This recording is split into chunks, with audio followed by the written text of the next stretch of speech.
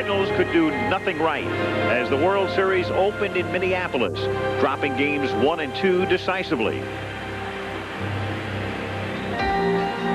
But last night, things changed. A return to Busch Stadium prompted a St. Louis turnaround.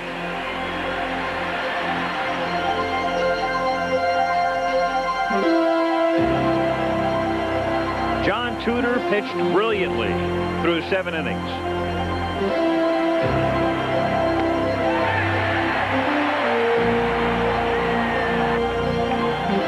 While Vince Coleman put the Cardinals ahead with a 2-run double in the bottom of the 7th.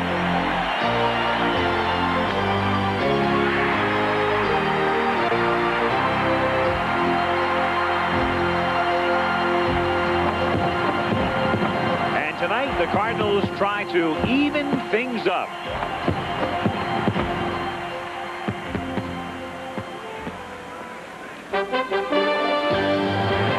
ABC Sports presents the American League champion Minnesota Twins against the National League champion St. Louis Cardinals in Game 4 of the 1987 World Series. And once again, it's a very chilly night in St. Louis. Last night at this time, it was 45 degrees. And tonight, just slightly warmer, but still a very cool evening as we get set for the 4th game of the 1987 World Series before a full house, a full and enthusiastic house at Busch Stadium in downtown St. Louis, Missouri. I'm Al Michaels, and welcome to Game 4. And what a difference one night can make. The Minnesota Twins not only on a roll after the first 2 games, winning handily 10-1 and 8-4, and only 2 wins away and thinking of a sweep. Last night it was John Tudor and Vince Coleman who helped do the Twins in. Final score was 3-1, and all of a sudden with a victory tonight, we could be even, and with a victory tonight, that would mean a guaranteed 6th game, and we'd go back to Minnesota for that on Saturday, and if a 7th game would be necessary, that would take place on Sunday. There's an interesting pitching matchup tonight. Frank Viola goes to the mound for the Minnesota Twins.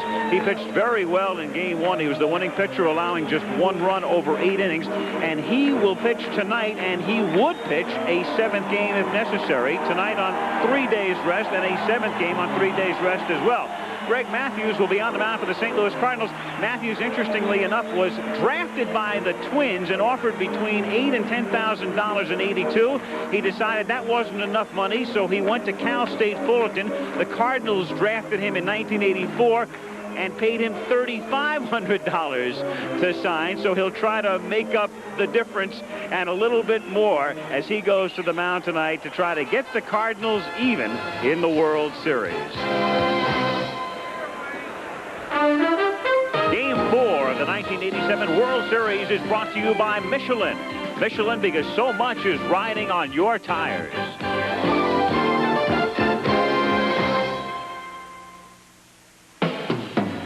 What'd you do to your car, Joey? It's really hot. It's these Sportline Performance tires from Michelin. They've got a super grip and really handle the curves. I never knew a fat tire could make such a difference. It can if it's a Michelin. Joey, I think someone's got his eye on us. I think he's got his eye on you. Michelin, because so much is riding on your tires. For every number flashing by in the ticker, there's a buyer and a seller who found each other. Chicago pork bellies get an offer from London. Swiss francs are picked up in Dallas. How do traders keep up with it? They use a communication system from Cantel. If it doesn't work, they don't work. That's why 4 out of 5 major trading firms depend on technology from Cantel. For Cantel, I'm Charlton Heston. I'm State Farm Agent Bill Harrell. Just came from the Harrises. They like the way I keep their homeowners insurance up to date and help them with claims, too. The Harrises told the Floyds told the Carvels told the Lockmans, and so on. When you deliver good service with homeowners insurance, like State Farm agents do, word gets around. That's why State Farm insures more homes than anyone else. And like a good neighbor, State Farm is there. Friday, a major 2020 investigation reveals the truth about the Marine barracks bombing in Beirut. How our government could have done more to prevent it. On 2020 Friday. Saturday. Cop! A new team. You could be a star. I'm flattered. In a killer's fantasy, O'Hara at a special time. Then, Mikhail Baryshnikov, David Copperfield, B. Arthur, Don Johnson, and more. A command performance for the president. The All-Star Gala at Ford's Theater.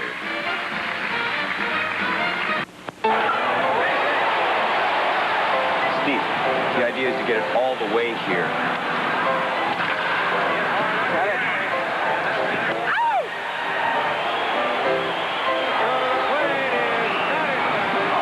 He had him.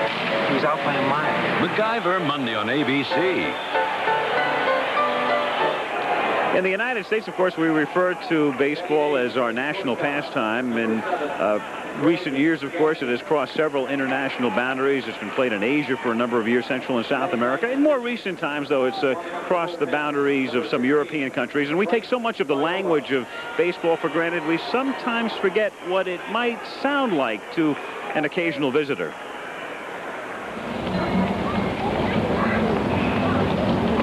That's it. That's it. That's it.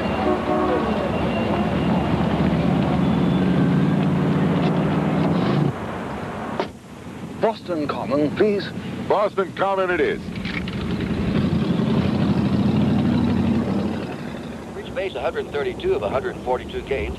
He's batting .360. Gotta love those socks, eh? .341 with runners. Yes, I rather like them, actually. Now, he needs just 5 more hits for his 5th successive 200-hit season. It's a beautiful day here at Fenway Park, but it hasn't been such a good day for Stanley. He gave up a loud single, walked 4, threw a sinker ball to Walker, who belted out a dinger over the wall. After an animated consultation, McNamara gave Stanley the hook. Dragged in Oil Can Boyd, who's now being warmed up on the mound. Oh, Oil Can is looking at a tough lineup, and with the humidity here at Fenway, we'll see if Boyd can really heat up and get the Sox out of this frying pan. Only we had a stopper we could depend on, eh?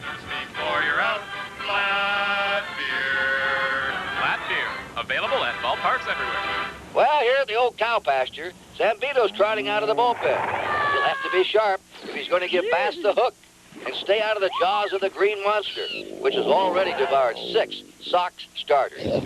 Zambito baits Bass with a slider, and Bass strokes a beauty. It sails up, up, and into foul territory.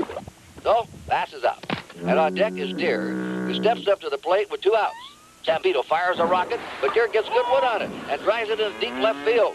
Burks chases the fly, and he snagged it over the shoulder for the out. Checking around the league, Blue Jays are battling the Orioles for the top spot in the East, using their ace to keep the Orioles from gaining ground on the Jays. 1933 span, but all sorts of hitting records were being set.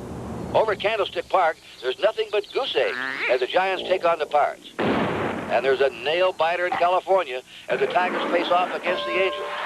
The crowd singing along in New York as John gave up a double tonight. I've never heard anything so preposterous.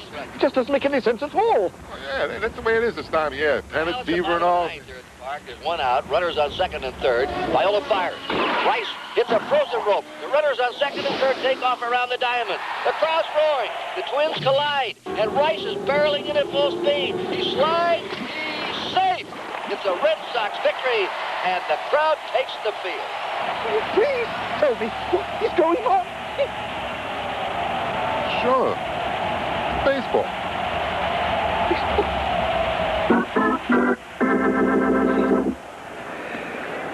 And now that it's all cleared up on this clear and cool night, you look down at Busch Stadium and the Gateway Arch in the foreground. And what has become a tradition here prior to several games in St. Louis taking place just a few minutes ago. August A. Busch Jr. on the Clydesdale-powered wagon made a supreme entrance before this large crowd in St. Louis, preparatory to Game 4. Hi, I'm Charles Seaver, builder and artist. My little brother Tom is a major league pitcher, a strikeout artist. So a lot of investment firms would love to help him manage his money. But I found a firm that's happy to help people like you and me, too. Dean Witter. They're helping me plan for my children's education and my retirement. Maybe I haven't won 300 games, but Dean Witter always treats me like an all-star. You're somebody, a Dean Witter. A member of the Sears Financial Network.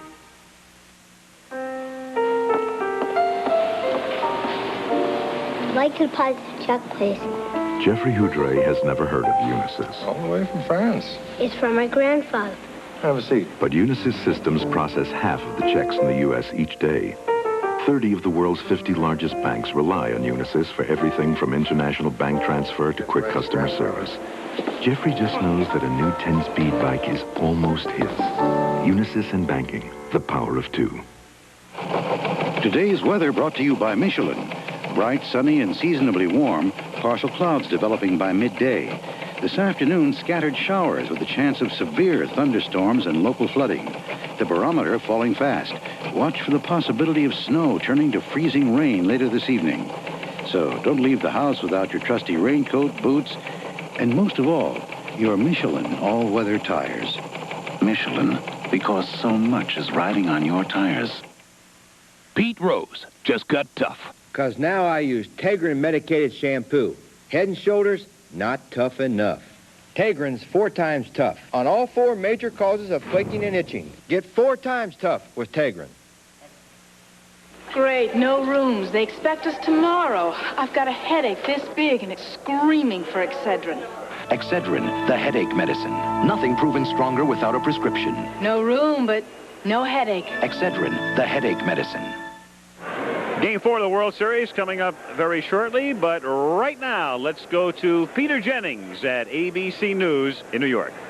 Well, Al, while you were getting ready for the game, we're trying to figure out which way Wall Street might go in the long run. After the bottom fell out on Monday, the market had a nervous day yesterday and then scored a record gain today. Folks were buying stocks all across the board. President Reagan was kind of tantalizing today about a summit meeting with the Soviets. The Secretary of State is on his way to Moscow on the overnight train from Finland, no less, because Moscow airport is fogged in. We may get some definite word during a rare presidential news conference tomorrow, 8 o'clock Eastern Time, just before the baseball game. And tomorrow on World News Tonight, a report on what some of the NFL's replacement players are going to do now that they have to face the reality of other work. Back to the baseball. Our man Michaels, who covers both. Al?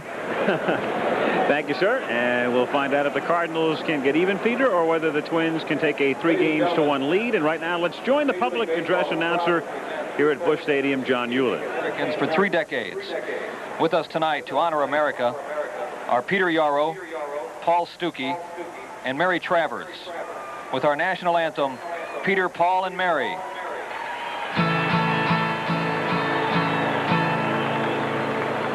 Oh, say, can you see by the dawn's early light what so proudly we hailed at the twilight's last gleaming, whose broad stripes and bright stars through the perilous fight for the ramparts we watched were so gallantly streaming, and the rocket's red glare, the bunkers in air, gave proof through the night that our flag was still there. Oh, say does that star-spangled banner yet wave o'er the land of the free and the home of the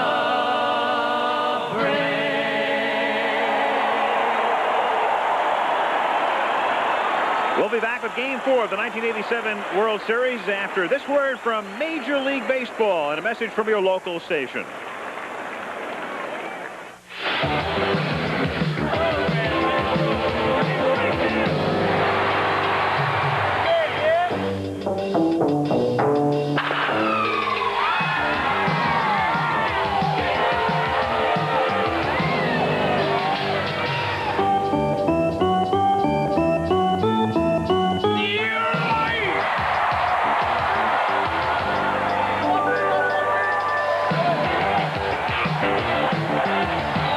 up and go. The preceding was furnished by Major League Baseball. They were stars for 3 weeks, the NFL replacement players. Some made it, others are headed home. How it changed their lives. Tomorrow on ABC's World News Tonight with Peter Jennings. The test of a great airline is not just how fast it moves you in the air, but how fast it moves you on the ground. That's why at some of the busiest airports in the world, United Airlines offers you the most advanced baggage systems, faster ticketing and boarding procedures, and the most spacious, convenient, efficient terminals in the business. United Airlines. From the ground up, rededicated to giving you the service you deserve. Come fly the friendly skies. The off-road Civic, I remember, because we always used to follow you directly. 10 years. They can pass in the blink of an eye. But the important things remain the same. She looks like your father. Like doing business with people you trust. She looks like a stockbroker in Phoenix. Maybe that's why, for 10 years in a row, more people have bought Hondas again and again than any other leading import. Your Honda dealers, proud to be part of the picture. In business, changes are just a fact of life. For example, you can type something perfectly, and then new information comes in. Okay, that's perfect, but would you change the opening? Maybe that's why secretaries prefer Xerox typewriters. Oh, and add that column. They make revisions easy. In tests, 8 out of 10 people preferred a Xerox typewriter to other leading models, even an IBM. And that's it, okay? No problem. Xerox, the perfect typewriter for the way business really is. Buy your 3D glasses at a 7-Eleven before October 29th.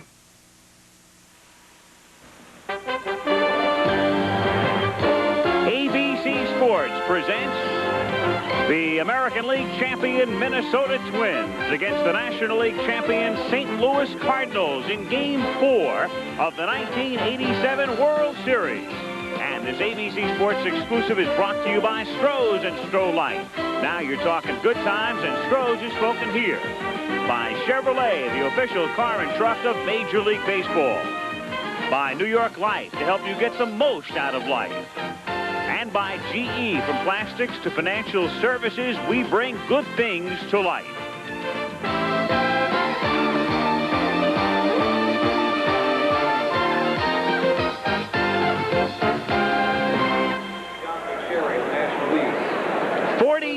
Degrees with a slight wind out of the northwest. So again, a very chilly night, but a very clear night. No threat of rain at Busch Stadium in St. Louis. And welcome to Game 4 of the 1987 World Series. The Cardinals, of course, are no strangers to the World Series. Only the Giants have appeared in the Dodgers and more in the National League over the years. The Cardinals have now been in a total of 15, and they have won 9. They have lost 5. Their last World Championship coming in 1982. Along the way, another world title came back in 1964, and a fellow by the name of Tim McCarver, the Cardinal catcher in Game 5, hit this 3-run homer in the 10th inning. Mickey Mantle running out of room at the wall. Cardinals won the game 5-2, wound up winning the World Series in 7 games, and that was 23 years ago, and 23 years later, here is a live Tim McCarver. And what do you think of the chances of the Cardinals winning another World Championship, now down 2-1? Well, Al, I guess you have to assume that if the Cardinals are to win, they're going to have to play more the style of baseball that they played last night. They beat the Minnesota Twins 3-1 last night on good pitching, good relief pitching, tight defense, and when they had to score runs, they did it with Vince Coleman driving in 2, and then a stolen base, and then Ozzie Smith driving in Coleman. The Minnesota Twins, on the other hand, if they don't get good pitching, they can outscore you. They can outslug you. So I think the Minnesota Twins, even though they're up, because they're up 2-1, I think they can have their pitching fail a little bit and still win the 9-8 ball game. I do not, however, think the Cardinals can do that. 3 runs enough for St. Louis to win it last night. As far as some other World Series memories are concerned, let's go back to 1966. It was Sandy Koufax's final game, and there was a 20-year-old right-hander on the mound for the Baltimore Orioles in the final game of the World Series by the name of Jim Palmer. as the Orioles won the world title, sweeping Los Angeles in 4 games. And here is one James Palmer, some 21 years later. I don't know how many days rest you were working on, but so much is made, of course, on pitchers working on 3 or 4 days rest. And tonight, Jim, we'll take a look at Frank Viola working on 3 days rest. How has he fared in the past? Well, it's been a year of great success for Frank Viola. He won 17 games during the regular season, another one in the playoffs, another one in the World Series that we talked about earlier. 8 innings, only 5 hits, perfect, no walks, and 5 strikeouts. But when he's had problems, it's been with 3 days rest. He was one of the 3 pitchers in the American League that gave up under 3 runs per game. But when he pitched with 3 days rest, his earned run average was about 4.5 runs a game. He matches up very well with the Cardinals, mainly because their strength is their running attack, and one of his strengths is holding runners on. So they should, even if they do get on, it's going to be difficult for them to run. Greg Mathews, on the other hand, 11-game winner for the Cardinals, will be pitching for St. Louis, and he is a clone of John Tudor, who we saw last night. A lot of change-ups, was sent to the minors, came back. He had some playoff experience. He pitched in the first game and then again in the 5th game where he hurt his leg, but he hasn't pitched in 10 days, so it'll be interesting to see how he fares tonight. He only won 11, but no Cardinal pitcher won more as Mathews takes on Viola in Game 4.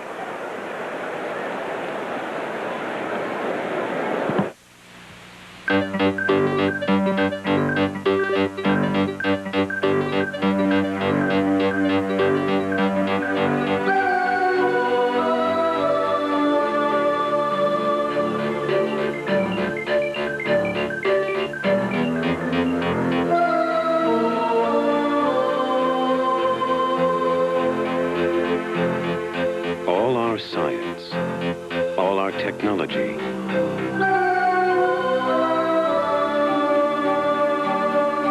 All our mathematics, our computations.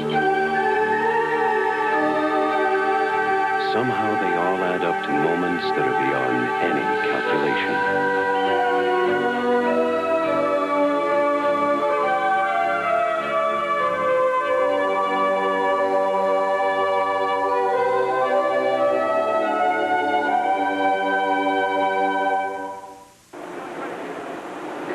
Of new imports have chosen one motor oil over any other for their engine protection.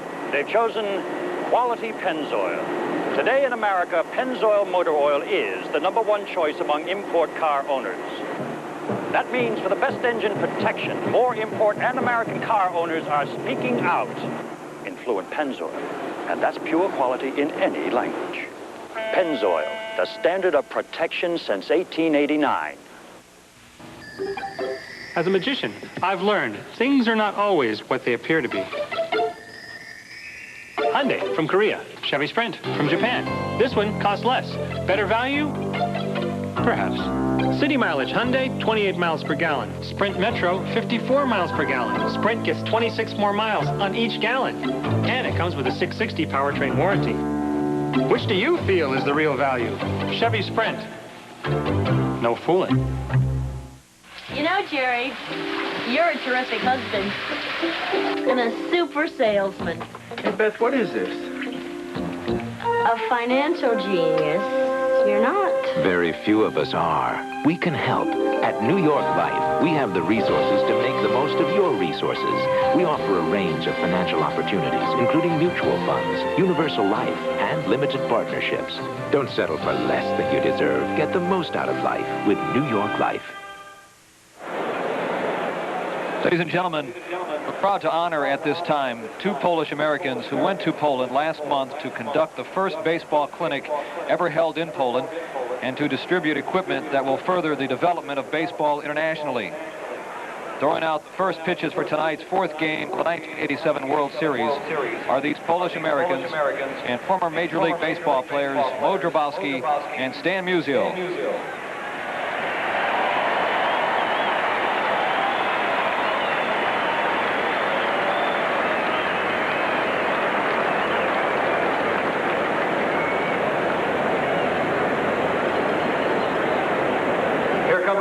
Champion, St. Louis Cardinals.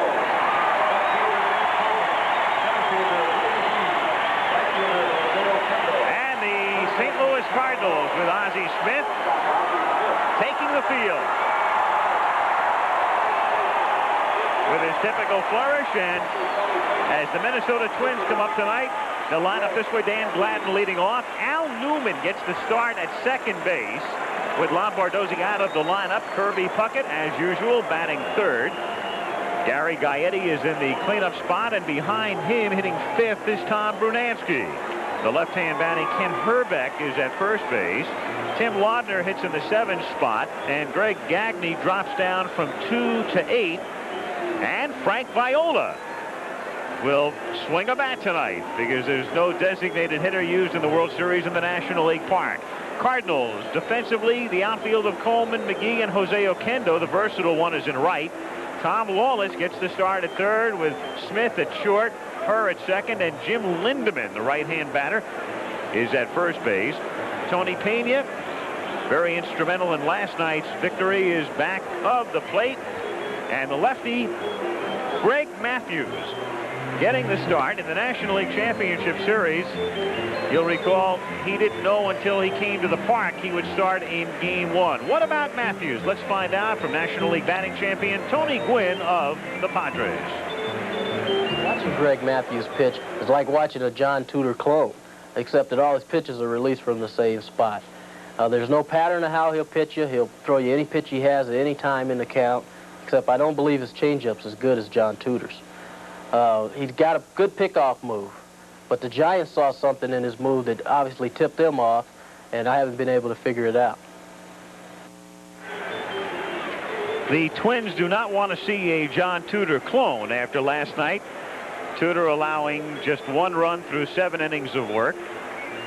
So Mathews loosening up, and about a half an hour ago there was Whitey with his grandkids back of the plate. Well, one of the Minnesota Twin hitters said that John Tudor threw about 90% changeup last night. I think that's a little bit of an exaggeration, Tim, but what he did do is use his fastball enough to set up that changeup. When Tony Gwynn says that Mathews' changeup is not good at Tudor, doesn't mean he cannot pitch, because Tudor's outstanding pitch last night was his changeup. There's John Tudor in your picture right now, and when you talk about a team taking batting practice, that's what the Twins did last night against John Tudor. Because I agree with Tony Gwynn that the Twins are facing a Tudor clone tonight. Even though Mathews, I think, will rely on the changeup. He throws that circle change, and Jim illustrated that last night. He'll rely on it more than Tudor will. So Mathews, who was forced out of his last appearance at Candlestick Park in the playoffs with a strained thigh muscle. Quadricep in his right leg, the one he lands on, not the one he pushes off. So, and that's 10 days ago. So he should, control pitcher. And there you saw the curveball. Excuse me, Al. That is one difference. Tudor has one, but only threw it to Herbeck last night. You will see his curveball along with a slider, along with a changeup and the fastball, and he'll throw it to right-hand hitters. Gladden, Newman, and Puckett in the first inning. Gladden takes a strike on the outside corner. John McSherry has a pretty wide strike zone. McSherry is back at the plate. He's from the National League. Ken Kaiser at first base. Terry Tata at second as Gladden swings and misses. Dave Phillips is the umpire at third. Lee Wire down the line in left, and Greg Kosk will be down the line in right. 1 ball, 2 strikes the count on Dan Gladden in his first year as a Twin. Traded from the Giants in the spring. Change missing away. 2-2 the count. Pitches inside a lot more than John Tudor, and the way he does that is with both his fastball and his slider. But the key to hitting him, even for the power hitters of the Twins, is to hit the ball up the middle. You can't pull away and hit that changeup away. You just won't get to it. And down he goes. He turned it over. So Mathews starts with a strikeout. Gladden gone here in the first inning, and Al Newman is the batter. Again, look at his front shoulder. Now, he's throwing the fastball. He is open. By the time the ball gets there, he's swinging at that arm that looks like it's the same speed as if you're throwing a fastball way out in front on your front foot. Very tough to hit. Newman now takes inside. Lombardozzi has been playing second. Newman did appear as a pinch runner on Sunday in Game 2. But Newman saw a good deal of action during the regular season. He is a switch hitter and a much better right-handed batter. And he hits a fly ball to shallow center. Tommy Herr tells Willie McGee he'll handle it. 2 gone. So quickly 2 down, and Kirby Puckett is the batter. Puckett had a great year. Kirby hit .332, and he hit .339 against lefties, .329 against righties, so it didn't matter. And .362, as you can see, on the road, leading both leagues. Matter of fact, Kirby Puckett, since 1975, is the leading hitter in the major leagues against left-handed pitching. A .335 average. That's how well he hits left-handers. But he's been pretty cool in postseason play. Kirby was 5 for 24, under 200 in the American League Championship Series, and a pretty quiet 3 for 12 thus far in the World Series. And he lines it to left. Coleman is there, had a little bit of trouble, but stayed with it. And down go the Twins in order after a half. Minnesota nothing, and St. Louis coming up. I'll get it, Alex. Mel's Market. Here's your order. What order? Side of beef. I didn't order. Here's your delivery, sir. What delivery? Your Stroh's 30 packs. Stroh's. Alex?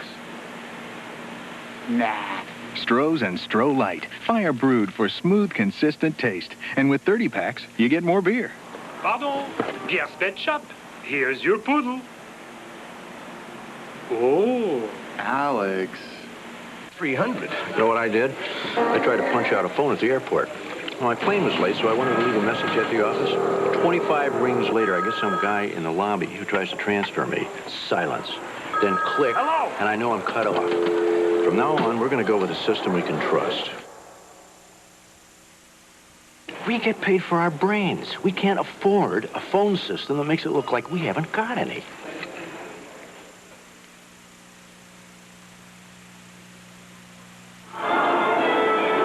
Cardinal lineup has Vince Coleman, as usual, leading off, and Ozzie Smith batting second. Then it will be the switch hitting Tommy Herr. First 3 all switch. Jim Lindemann, the rookie first baseman, the cleanup hitter. Switch hitting Willie McGee, batting 5th. Tony Pena, who batted 8th last night, hit 6th tonight. And another switch hitter, Jose Oquendo, batting 7th. Tom Lawless, the sparingly used one during the regular season, batting 8th. And the pitcher is Greg Mathews, who had 2 hits in his Game 1 playoff victory over the Giants. Frank Viola on the mound for Minnesota. Paul Molitor, of course, had a 39-game hitting streak during the regular season. And here's the Milwaukee Brewers Molitor talking about Viola. Frank Viola's development of a changeup over the past 2 years has taken him from being a good pitcher to a great pitcher. The one thing he has to be careful about there is he occasionally might tip his pitches, holding his fastball lower in the glove as opposed to his changeup or his breaking ball, which he holds higher up into the webbing. The Cardinals should have some success stealing third against him, but he does a very good job of holding runners on first base. And back of him tonight will be Dan Gladden in left, Kirby Puckett in center, Tom Brunansky in right, Gary Gaetti and Greg Gagne on the left side of the infield with Al Newman, the second baseman. Herbeck is at first, Laudner catching, and Frank Viola, with his brother getting married just prior to his taking the mound in Minnesota and sending him a nice little wedding present with a victory in Game 1 of the World Series. I asked Frank about John and Nancy and asked if he had talked to them since, and he said no. As a matter of fact, they're on a cruise, and he can't go ship to shore or shore to ship, I guess, in Frank's case. He's been on a cruise all year, too. Talking about Frank Viola. Been on a rolling cruise, yeah. On the high seas. Donna, I beg your pardon, John and Donna. Right. You might have given... Thank goodness they're on the cruise. Right, you might have given Donna a heart attack. Bottom of the first with Coleman to lead off, Smith and Herr to follow. No score. Gaetti has to shorten up at third to protect against the bunt. Coleman has started 2 games with bunts, and this time takes up high ball 1. Vince, as a right-handed batter, hit .268 this season, 32 points higher, and even .300 as a left-handed hitter. 2-0. Thing about the Cardinals switch hitters, Coleman and Smith are superior left-handed batters. Herr, a better right-handed hitter, and McGee and Oquendo were about even this year. Where they really miss a right-handed bat is with Terry Pendleton. Pendleton cannot swing right-handed. He can only swing lefty. 2-1. Well,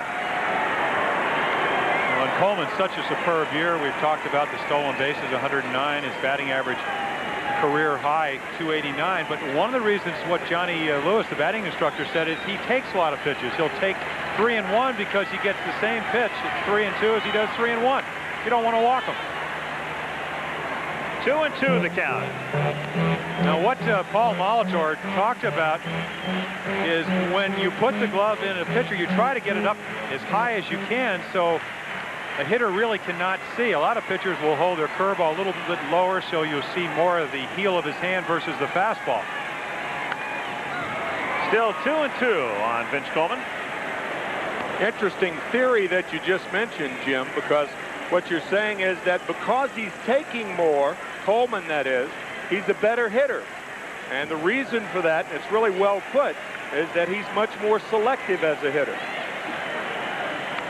Well, and that you don't want to walk him because you know it's a double or a triple. As you look at batting coach Johnny Lewis, we've kind of kidded last year with Jack Clark out a lot of the year. He had a very low profile this year early with Jack getting 35 home runs. And the Cardinals, an interesting point about the Cardinals, they scored averaged about 5.5 runs with Jack Clark, and when he got hurt, about 3.7, so quite a difference. 2-2 to Coleman, got him, turned it over, and down he goes. So Viola changes speeds, and Vince Coleman, after having the count his way, 2-0, goes down on strikes. Well, that's what Paul Molitor talked about. He said what has made him a better pitcher is he'll throw his changeup any time. Throws 2 fastballs, he's late on them. You try to be a little bit quicker as a hitter, and when you do that, you're more susceptible to a breaking ball pitch, and that's what happened. Now Smith chops it foul. Smith this season, a left-handed batter hitting .335, but this way, a big, big difference. He batted .249, and there's her on deck. And it's 0-2. The Twins and Tom Kelly not having any reservations about having Viola work 3 games if necessary. He would have gone with Joe Niekro tonight had Minnesota won last night's game.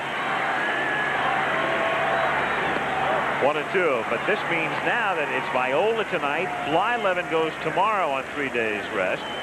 It would be Straker if a 6th game was necessary, and Viola would work a decisive 7th if necessary.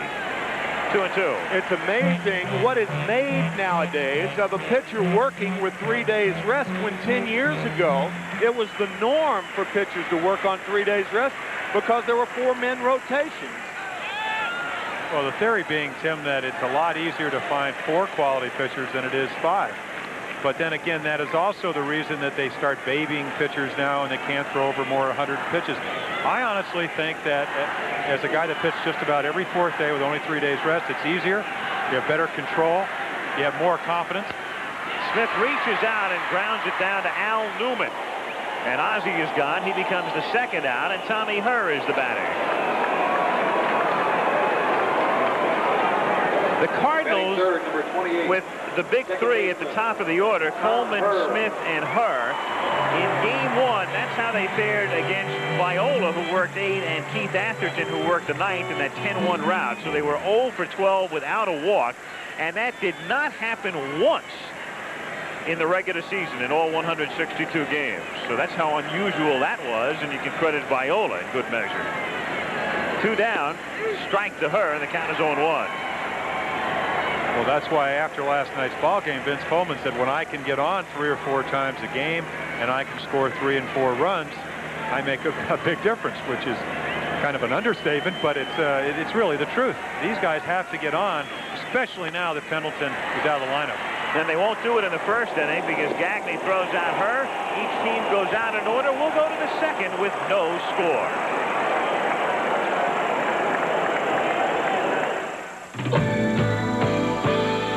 Reach out and touch somebody's hand.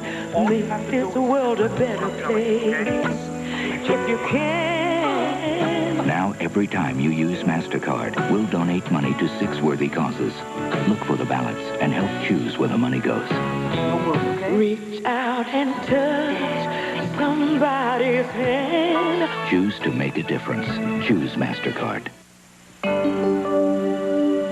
Take me back where I belong. Take me where it's safe and warm. The Goodyear Vector is the all-season radial that pumps water away to keep more tire tread on the road. And for some, that's a comforting thought. Take me home. Goodyear, take me home. Never matters how far I go. Goodyear, take me home. When you bite Dentine, that snappy flavor bites you back. And that tingle freshens your breath. Dentine, the gum that bites you back.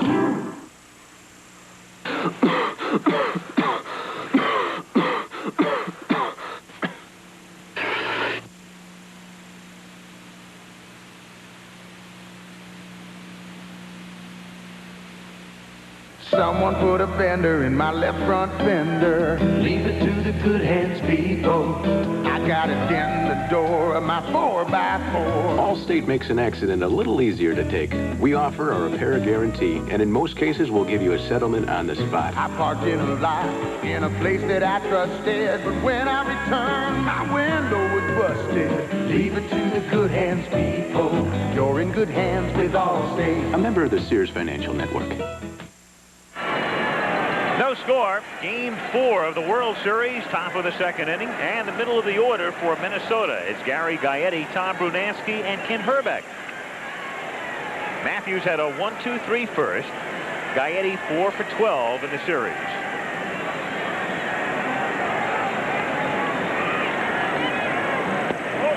Curve low and in, 1-0. Greg Mathews. Didn't think about baseball very much as a kid, played it, but never considered playing it professionally. Gaetti squibs it up the line, 1-1. He grew up in Anaheim, and he liked to surf and just have a good time. And he wound up going to Santa Ana College, and as we mentioned at the top, he was drafted by the Twins in 1982 and didn't sign. He wanted to get an education and didn't feel that $8,000 to $10,000 was enough. And then blossomed at Cal State Fullerton. Had a good year there in '84 early on, then was injured and faded a bit at the end, and even his college coach was surprised that he was drafted. He was picked by the Cards in the 10th round. Well, I could understand that, because if you look at him, he does not have great physical ability in the sense that he has a great arm, but he is an accomplished pitcher at 25 years of age. And the reason he got optioned out this year is that he went last year to work with Steve Carlton, a guy that you caught for years. And he tried to throw mechanically like Carlton, more upright, and he just couldn't do it. It wasn't effective. Gaetti gets hit by the pitch. It grazed him. And so on a 1-2 pitch, the Twins get the leadoff man on here in the second inning with Gary at first base and nobody out, and Tom Brunansky coming up. Well, Mathews certainly doesn't want to do this. As a matter of fact, this pitch is just to show Gaetti, I would imagine, the fastball inside, and then he would go back outside, and the ball just nicks his shoulder. He did not hit a batter during the entire regular season in 197 innings. That's what 10 days off will do. Sometimes, again, a control pitcher, you're not quite as sharp, and you try to come inside, and you come in too far. Now, talking about the pickoff move, and Tony Gwynn talked about the fact that San Francisco must have seen something. His one bad tendency, and he has been able to pick 2 guys off, is that he throws the ball too softly to first. So what they try to do in the National League is just go on his first move. Even if he throws to first, they're going to try to beat the throw to second base, and it's been successful, especially for the Giants.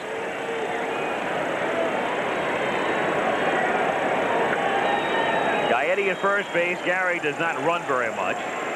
1-0 the count. And a It's a towering fly ball to shallow center field. Herr goes all the way out and camps under it for the out.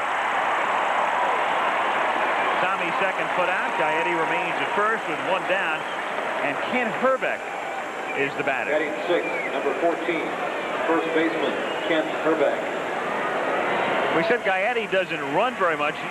They do a lot of hit and running with him, so he wound up with a decent number of steals, 10. He was caught 7 times, but he is not what you would classify as a real threat to go in this situation, in a straight steal sense. Herbeck takes high ball 1, 1-0. It's funny how organizations that don't have the image of running a lot. As a matter of fact, Dan Gladden with 25 stolen bases this year, the most for a Twin player since Rod Carew had 27 back in 1978. There he goes. It's swung on and missed, and the throw down to second doesn't get him. On the hit and run play. And I don't think Pena really saw and anticipated Gaetti running. A lot of times the bench helps you out. But Herbeck, a left-handed hitter, and your catcher can't see around a left-handed hitter, but you're supposed to anticipate every play. And Tony really taking a long time getting rid of that ball, and that's why Gaetti has his first stolen base in postseason play. And the count on Herbeck is 1-2, so we'll see if Kent can cash him in. On deck is Tim Laudner. And also the position of where the ball is. You know, Timmy, ball away is much easier. You can see the runner more readily. That ball's up and in. Kind of blinded him. Get a runner in scoring position. Just gets a piece of it. So still a ball and 2 strikes.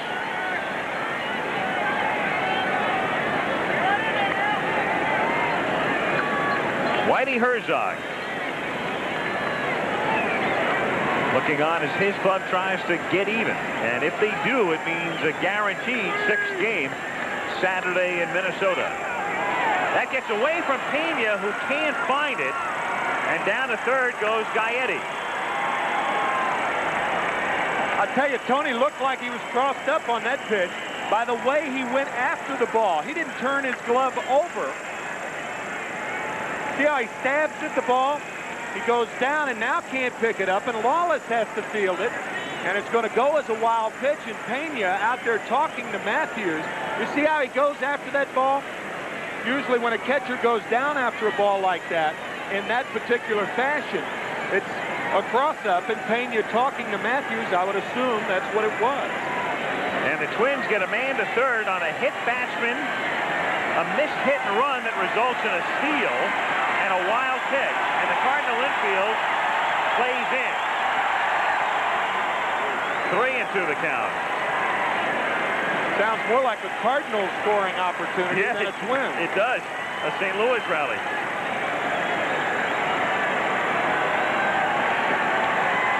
Gaetti at third. 3-2 the count. And he gets it.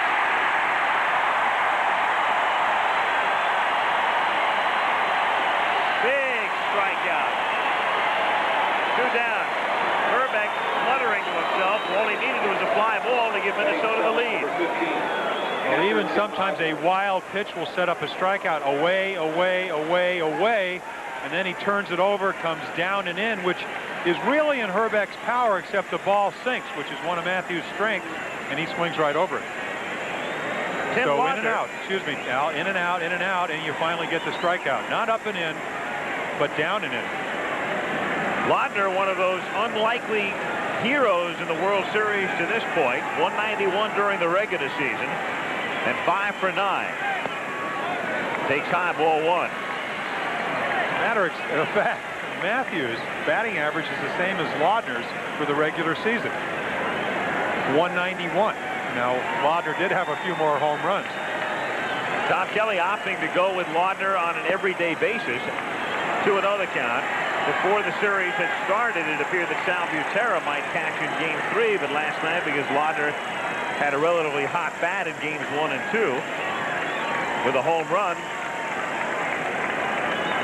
on Sunday, he elected to go with Tim in Game 3. And the count 3-0 with Gagne on deck. It's just a matter who you want to pitch to. Good way to get a big inning going, but Gagne 1 for 12, Laudner hitting over 500. Pretty easy decision. And I think he's really fooled him because he's hit some pretty good pitches. And he gets the green light and fouls it away. Now, how often would you see a 191 hitter get a green light? But Kelly figures he's gotten a hot bat, play it. I was thinking the same thing. And how often do you see a 191 hitter being pitched around in the second inning of a ball game? Well, when he's hitting 556 in the series, that's, you know. He's not a 191 hitter of the Cardinals, is he? No. 3-1 to Laudner. Is hit in the air to right field, and racing over is Oquendo, but he can't make the catch. It's a foul ball. And he's a little slow in getting up, but Jose getting a nice hand. Going a long way, but unable to handle it. And so a long strike, and the count will be 3-2. Well, with the type of track that is down there, that's almost that rubber track around there, you don't get a lot of slide. If that were dirt or cinders, I think you'd get a little more slide and a little more resiliency. But see how he just stops. He hits and stops. That's closer to landing on cement than it is to landing on grass. That's right.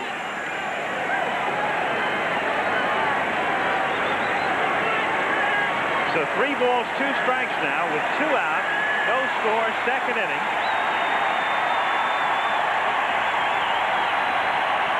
Gaetti, the runner at third.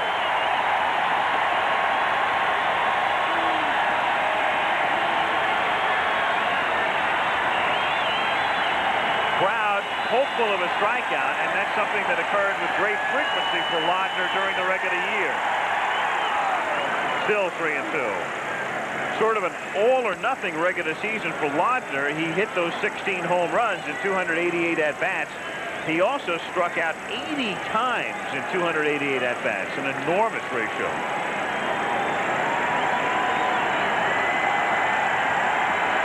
Well, the more strikes you throw him, the better hitter he is.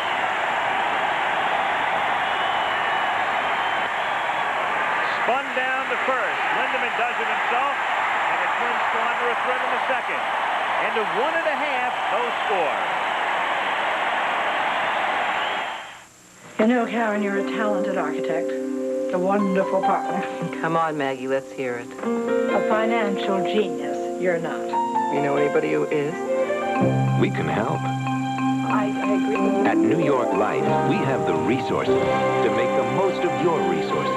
We offer a range of financial opportunities, including mutual funds, IRAs, and limited partnerships. Don't settle for less than you deserve. Get the most out of life with New York Life. Open a can of Chunky and you could go to the Pro Bowl in Hawaii in the Chunky Sweepstakes. Next time you take care of a mean appetite, look under the specially marked lid, and you just might be a winner. I'm going to the Pro Bowl. This man once had a heart attack. Since then, his doctor prescribed exercise, the right foods, and aspirin. Studies show aspirin can help prevent second heart attacks.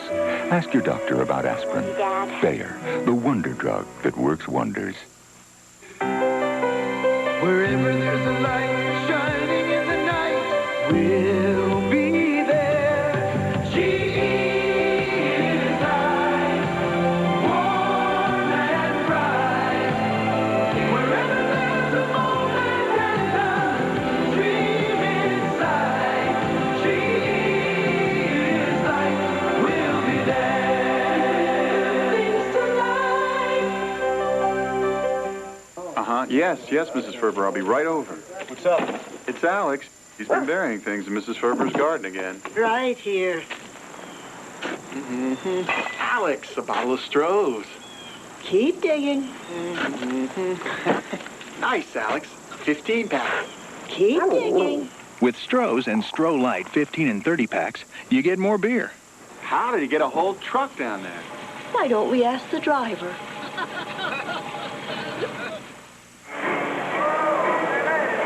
Mike Rourke talking to Greg Mathews between innings. As we said, 25 years of age, only his second year in the major leagues. And Mike Rourke, I would call him a hands-on pitching coach. As always, he talked to John Tudor at length. Maybe has a little bit of advice. Pitching pretty well so far. And Pena listening in as well. I think, probably talking about that cross-up that you were talking about, Timmy. Maybe trying to get the sign straightened out makes the job a lot easier for both the pitcher and the catcher, especially in late innings when in a close ball game. Bottom of the second inning with no score. Jim Lindemann to lead off, McGee and Pena to follow. When Viola pitched game 1, he allowed just 5 hits in 8 innings, 2 by Lindemann, including a fly ball double that dropped in front of Puckett that led to the Cardinals' only run. Lindemann had 2 of the hits, and McGee, who's on deck, had 2 hits against Viola. 1-1. And with the Cardinal lineup missing Terry Pendleton and Jack Clark, that's really what you try to do as a pitcher. You try to space the hits.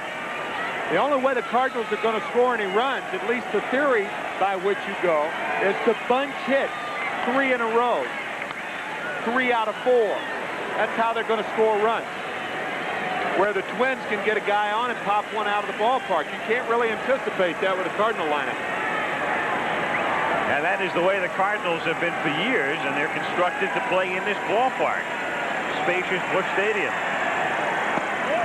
As the writer Art Spander of San Francisco said, the only grand slam the Cardinals know about is in Contract Bridge.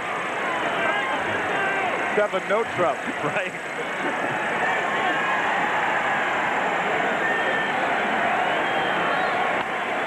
Hit foul. And it's 2-2. Well, that's why Viola really has an edge against this lineup. A big ballpark. Pulls runners on well. And as Molitor said, the only problem he has at second base, it's a lot easier to steal third than it is to steal from first to second. And down goes Lindemann. Good fastball. So 2 strikeouts for Viola. He fanned Coleman starting first. Lindemann here in the second. And up comes Willie McGee. Ball position in the glove with the 2 fingers. Looks like a cross-seam fastball. And what makes him so tough is that his fastball is well over 90 miles per hour. So you have the curveball, the changeup, he'll throw at any time. You can't sit on one pitch, and any hitter will tell you that makes hitting very difficult. 1 out, base is empty, and McGee wraps it into center, base hit. So Willie has Viola's number, his 3rd hit off Frank, and McGee having a good series is now 6 for 12.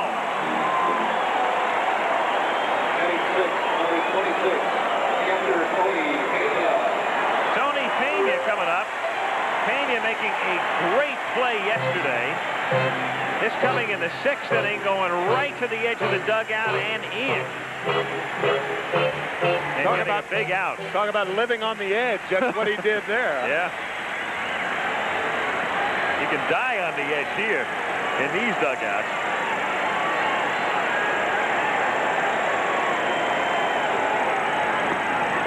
Breaking pitch, missing, and the count 1-0. Look for McGee to run right here. Pena hits the ball well the other way, and the Cardinals have to put their runners in motion in order to score runs. They cannot play a passive game. Ideal time to do it because the Twins probably won't pitch out. It's 1-0. It takes a lot of guts to pitch out when you're behind in the count. And it's 2-0 now. So Pena steps out for a look at McLeva at 3rd. Vince Coleman, meanwhile, is getting as good a perspective as he can as he moves down to the edge of the dugout. He does that often to get a better peek at a pickoff move.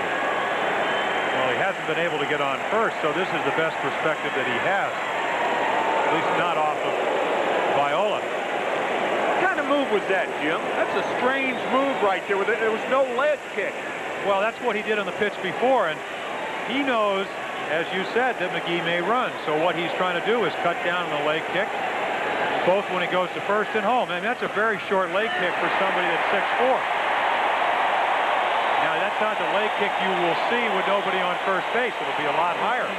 Or somebody on first base that can't run. Willie McGee did not run only 16 stolen bases this year because of the knee injury and then the surgery that he had during the offseason coming back in mid-April. 3-0. Pena taking looks at the strike, and it's 3-1 with Oquendo on deck. I'll tell you, there's a dramatic difference in the leg kick of Frank Viola and the leg kick of Greg Mathews, for instance. Viola just shuffles that right leg forward, and Mathews takes it all the way back as if he were warming or winding up. McGee goes, and it's drilled toward the gap in left center field. Puckett charging in and has to short hop it, and McGee stops at second.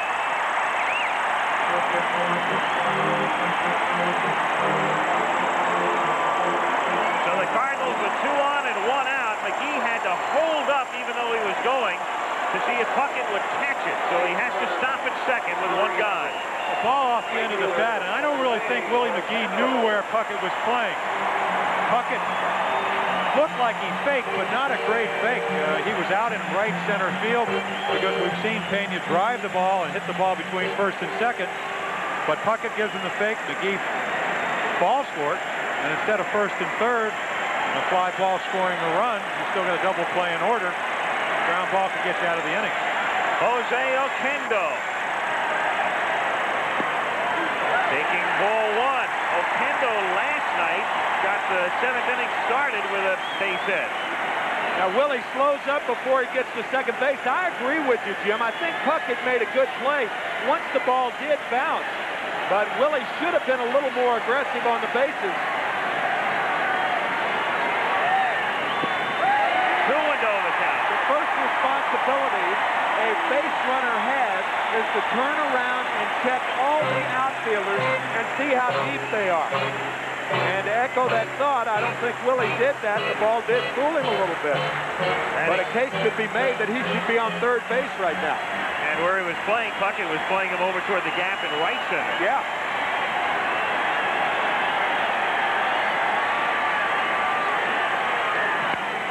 To deep left center field.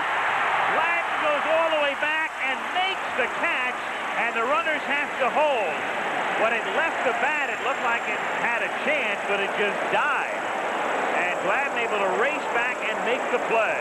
I'll remind you of the 3-run home run Jose Oquendo hit off Atlee Hammaker. The difference is the high fastball. You're going to see right now Gladden playing shallow where he should be playing because Oquendo only has 1 home run during the regular season. That from the right side runs it down. That's Death Valley out there. Very rarely will you see Oquendo, a line drive hitter, be able to hit the ball up in the air and get it over the outfielder's head. Now, he can't hit those gap shots. If that ball is lower line drive, that's a double or a triple. Yet another case to be made also for an outfield playing shallow with the type of hitter like Oquendo up. Oh, definitely. They played him the way you should.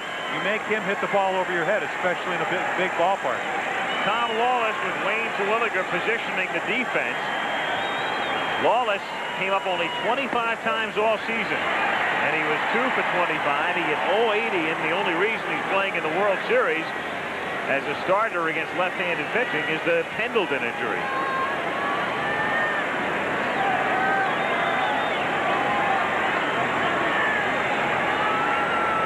The 1-0 to Lawless, in for a strike, and it's 1-1. One of the big reasons that Terwilliger was pushing the infield back is you've got the pitcher on deck, and he wants to give the infielders every opportunity, if they can't make a play, to knock the ball down. The base is loaded and 2 outs. You'll take your chance with Mathews hitting.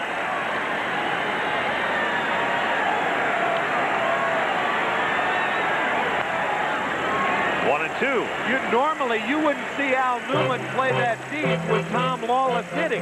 But with 2 outs and Willie McGee on second base, he's going to play a couple of steps deeper. He's shallow right now, but he'll move back actually into short right center. You'd never see him with nobody on playing that shallow for Tom Lawless. 1 ball, 2 strikes the count. McGee is at second. Pena at first.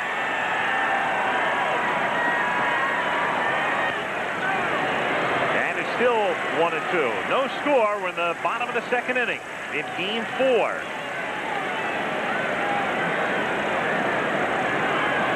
Unusual year for Tom Wallace. The reason he got so few at-bats, and he normally he'd give about 50 times a year being a utility infielder, he's the third catcher. And when you're the third catcher, you don't want to use a guy prematurely if you're a Whitey Herzog. 2-2.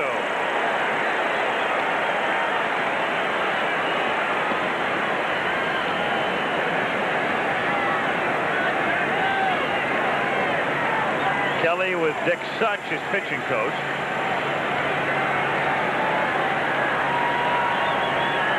Two balls, two strikes, 2 out and 2 on in the second. And the count is full, and what that means now is the runners are going. Also, a 3-2 count means that they're going to make Frank Viola work on 3 days rest. He threw 100 pitches the other night, a lot more than he had to do in that first ball game. 7 runs in the 4th inning, a big lead. Just go out there, pitch your game. 1 pitch is not going to beat you. That may not be the case tonight. 3-2 the count. McGee and Pena go, and it's cold strike 3. So the Cardinals strand 2, no score as we go to the 3rd, and we'll be back after this message from your local station. Saturday, it's back to the Metrodome for Game 6 of the World Series, if necessary. Then the excitement continues with a key Pac-10 matchup. The Golden Bears of California take on 8th-ranked UCLA. Behind Heisman hopeful Gaston Green, the Bruins are battling to keep the lead in the Pac-10. It's back-to-back excitement Saturday on ABC Sports. It's happening. Now, we're taking on all comers with steak fajitas from Taco Bell. Go ahead. 1 bite of our steak and you'll want to switch from ordinary fajitas. For the next bite's on us. Guaranteed. The steak fajita bite and switch. Now at Taco Bell. Sure, it's a challenge, but it's no contest. Hello, Taco Bell! When you fly to Japan on some airlines, it seems like business class is filled with so many people. Oh, I'm sorry. It feels more like a bad movie. But when you fly ANA, there's always more room because we never put more than 2 people together. We call it 222 seating, and it's what sets our business class apart.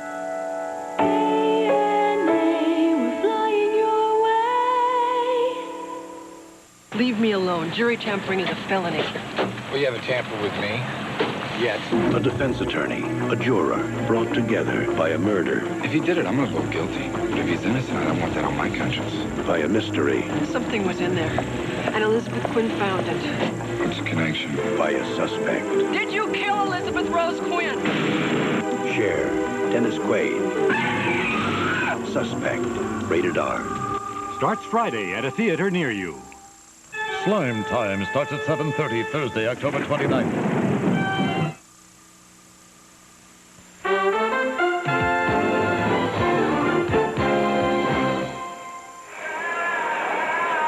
Goodyear Blimp 1,000 feet above Busch Stadium. The Goodyear Blimp Enterprise, piloted by Richard Daniels, high above Busch Stadium on this clear and cold night with the temperature in the mid-40s. And tomorrow, the presidential press conference at 8 o'clock Eastern time, and then immediately thereafter, Game 5 as the Twins take on the Cardinals here at Busch Stadium. It'll be Bert Blyleven against either Danny Cox or Joe McGrain in all probability. 3rd inning, and the first pitch to Gagne is inside, ball 1. Before the game, Whitey Herzog mulling over his possibilities tomorrow night, and a lot would depend on whether it's 2-2 or 3-1. But he's got a couple of ways he can go. The count 2-0. There is Danny Cox. He could pitch tomorrow, and if he does pitch tomorrow, and if this were to go to 7, Whitey was even mulling the possibility of Cox pitching on 2 days rest in a deciding game. That's drilled to deep left field and gone by plenty.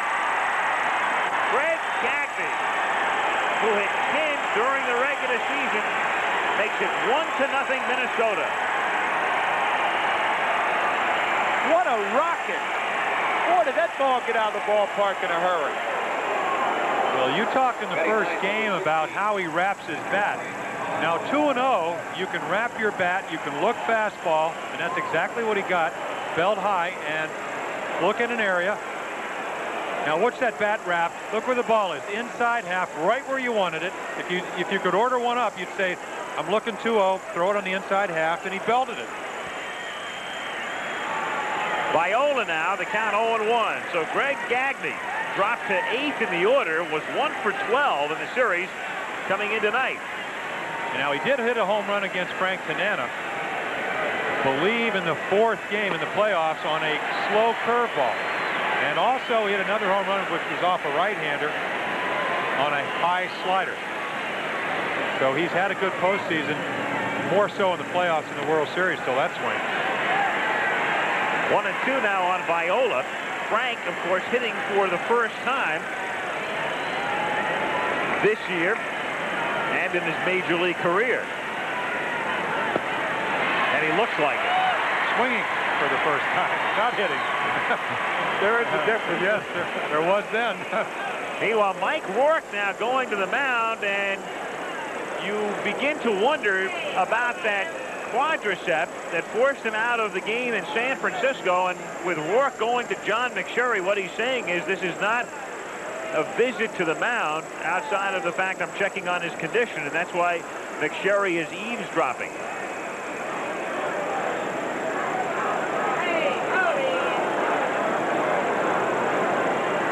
You can see, as you would expect, mixing his pitches, which is what he is. As I said, he's a pitcher, not a thrower. He's not the type of guy that's going to be overpowering. Good blend. He's got pretty good command of his changeup. The only mistake he's really made is with that fastball 2-0. Really, first of all, getting behind 2-0. Yeah, well, that's the key. You know, and you talk about it, you keep talking about how it's so important to stay ahead. An experienced hitter like Gagne can look for that pitch, and boy, he got it. So a lot of times it's not the pitch, it's how you got there.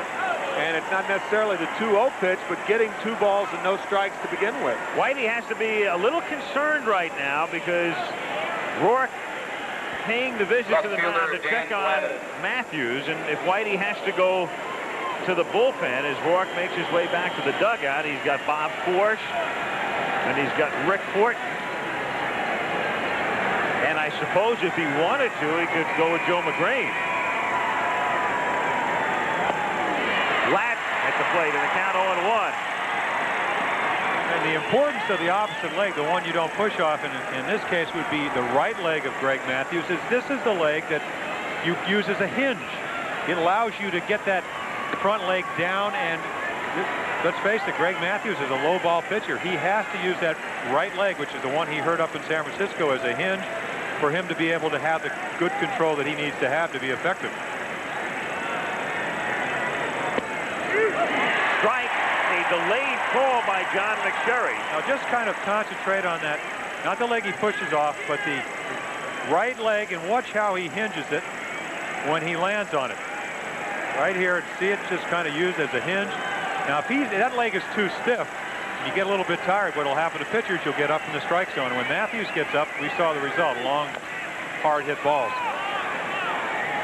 Gladden fouls one off his foot, so Rourke is on the phone to the bullpen, even though there's no activity down there. Well, Bob Forsch, as you were speaking, Al, made his way down to the bullpen. So Bob is down there right now. Dave Ricketts, the bullpen coach, appears to possibly be getting Forsch up right now. To left field, and Coleman comes in to make the catch. So one left fielder flies out to the other. And with 2 down here in the 3rd inning, Al Newman is the batter. Second baseman, Al Newman. It's not an emergency situation to get a pitcher up in this circumstance, because if Mathews was forced to leave the game, and we say this for the benefit of those of you who don't watch a lot of baseball during the regular season, if he had to come out of the game because of an injury, then whoever replaced him would get as much time as he needed to warm up.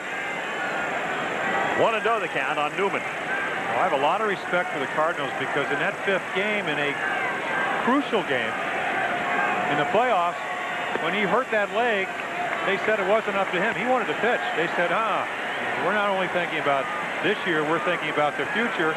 They went to Busch. They ended up losing the ball game and then eventually won the 6th and 7th game here in St. Louis. So they cared more about his health than they did about the outcome of the game. There is Steve Lake, who is one of the reserve catchers for the Cardinals in case there is activity in the bullpen. And it's 3-1 now. And there is Bob Busch. And he's going to start to heat up.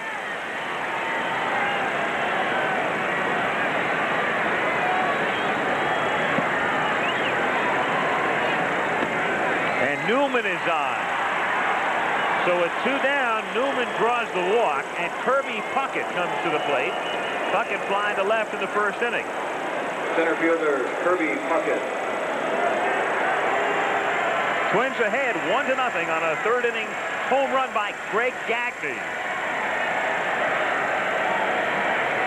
Newman at first base. Puckett with great success through the years against Southpaws. Newman had 15 stolen bases during the season. Really has potentially excellent speed. He broke Timmy Raines' record. Held a AA ball back in 1982. But caught 11 times, and I think a lot of that has to do with inexperience. Really, he's never had a chance to play. Didn't get to play in Montreal that much. The backup infielder this year. They wanted him to really hit from the left side, and that's where his bad numbers are from. So he will be a much better base runner as he learns the pitchers, learns more about base running. Do a lot of things in the minors you can't do in the major leagues. Newman held on by Lindemann. 2 down, 1-0 Twins in the 3rd. 0-1. You talked about Puckett struggling. The first ball he has really driven sharply to the left side was the ball he lined out to left field. Looked like a fastball that Mathews got up and inside part of the plate. They pitched him away. They played him that way. And other than the ball that Kurt Ford tried to hold to a double that went for triple last night, it really hasn't hit the ball that hard. So he's got his hits, but they've only been soft signals to right field. And that looping double.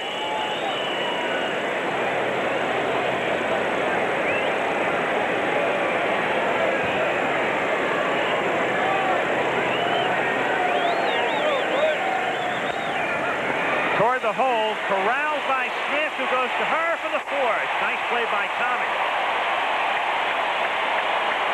So in the inning, the Twins take the lead on the home run by Gagne, and after 2.5, Minnesota 1, St. Louis 0.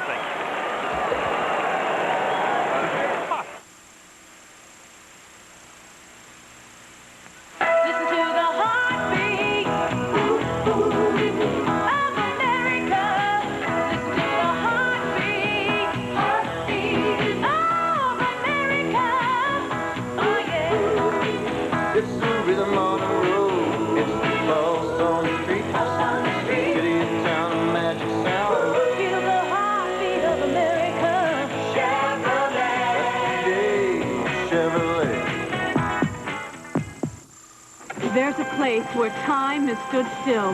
Yorktown, Virginia. A lot of tourists come here, and that was my problem. I run a hotel association reservation center. We couldn't handle all the calls. Our system seemed this outdated. AT&T comes through with advanced telemarketing. Since our AT&T consultant helped us redesign our operation, business is booming. From equipment to networking, from computers to communications, AT&T is the right choice. Your face takes enough abuse, so you need the Gillette Good News Plus disposable. Its Lubra-Smooth strip is designed to reduce irritation, so shaving feels so good. Good News Plus. And let's tackle Tim Daniels' first lead to score. There's only one camera system you can buy that lets you hold the picture in your hand while you still hold the feeling in your heart. The Polaroid Spectra system. World Series time. Boy, what memories. And now the autumnal sky is shielded by a Metrodome, and the smell of freshly cut grass is replaced by the odor of artificial turf. Thank God there's still a place in this country for something really genuine. Dabney Coleman is Slap Maxwell next Wednesday. Not necessarily the throw you have to handle, but how hard it's thrown from a very short distance. And that's why it was a good play by Tommy Herr, what he had to do. Good play. So that ended the top of the third, and now in the bottom of the third, Mathews grounds to short, and Mathews can barely run, so he just jogged down to first base on the grounder to Gagne. And if you're thinking about that thigh problem, it was quite in evidence as Mathews moved down to first base. That's the first time he's made an out in postseason play. 2 for 2 with 2 sacrifices before that at bat. That coming in game 1 of the National League Championship Series, the night Danny Cox couldn't make it to the post, and Mathews got the call, won the game, and did the job with a bat. 2-run single and a couple of sacrifices that night.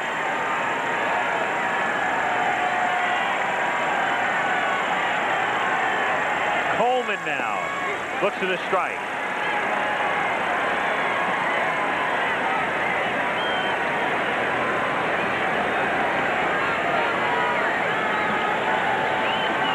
Just jogging. Half swing foul, and it's 0-2. It's not the way it's supposed to be done, and you don't. He's been around long enough where you try to run those balls out. I mean, at least with a little more effort. I'd have to assume that his leg is bobbing a little bit. And as we've said, Al, I mean, it's 40 degrees at game time, 47. Wind chill around 40 degrees. And it's supposed to go down a little bit lower. 0-2 to Coleman. Breaking pitch. Line to right field at Brunansky, and he makes the catch. Tom Brunansky, during the course of the regular season, he makes a lot of catches like that. He has the knack of gauging those low-sinking line drives, going to his knees and making the play. And the reason that outfielders will slide on the rug like that is because when they slide, it is a timing play. And by sliding the gloves down there, that's why they prefer that as opposed to bending from the waist. He's got that move down to a science. Yeah. What makes that play even better is that if the ball gets by him, that's the score is tied. I mean, no doubt about it. Coleman will circle the bases. I only saw one guy that I think could run fast, and that was Willie Davis. Dropped a bunt down in Miami. They overthrew first, and he was coming by home before you could know. It was unbelievable. Long, beautiful stride. Coleman, little choppy steps, but gets the job done the same way. I don't think I ever saw anybody go from first to third faster than Willie Davis. Long-time Dodgers center fielder. 1-2 the count. Well, we showed the Jim Palmer highlight as you look at the graph on Frank Viola, mainly fastballs through 2. Showed Palmer's 66 World Series triumph, but that's one World Series Willie Davis would love to forget. Well, that's what we said in the production meeting. They said you beat Koufax. I said I'd beat Koufax. Willie Davis beat Koufax. Dropped 2 fly balls in a row, and then wanted everybody to know that he couldn't catch the ball, but he has a good arm, so he picked it up and threw it into the third base stance. See you later, Sandy.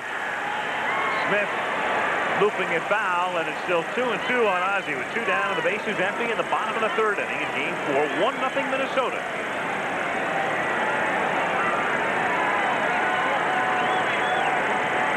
John McNamara, who was in the World Series last year as the manager of the Boston Red Sox.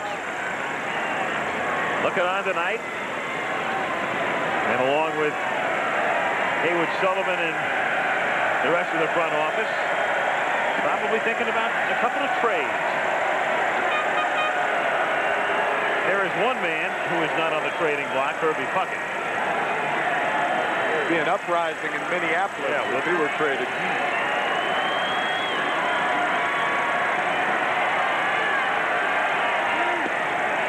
Ozzie checks, and the pitch just missing in the count 3-2.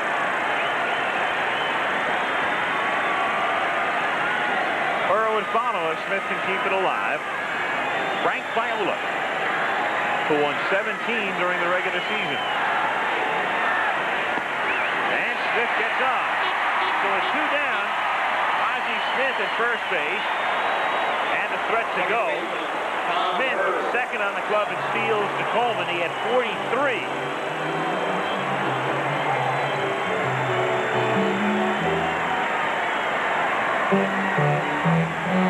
Tommy Herr has been about as cold as the weather through the playoffs in the World Series. Again, Herr is a better right-handed batter, 297 this year. From the right side. Strike.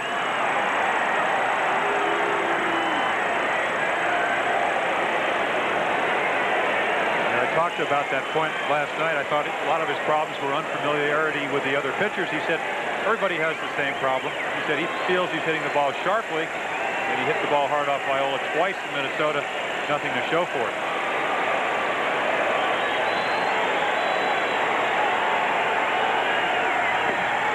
One and one. I think with the quick move that he has, you really have to take a gamble. You have to go on his first move. If he's gone to home plate as he has on the first 2 pitches, you got a chance. Otherwise, he's got a good enough move where it's going to be real hard, I think, to pick something up and run on his move. You're just going to have to go on that first move and hope that Lautner doesn't make a good throw. There he goes. Good jump and a little looper into center for a base hit. Smith will go to third.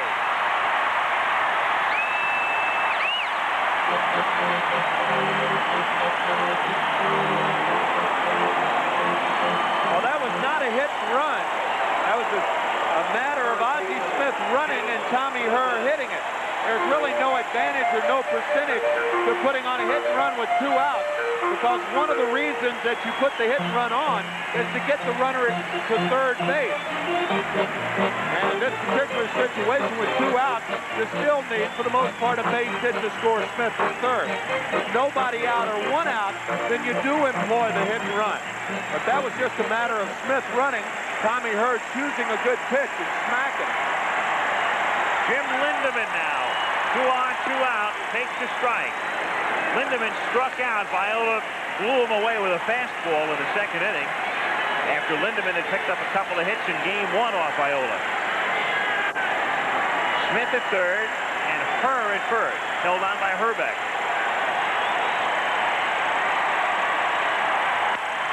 Into left field, base hit, game is tied.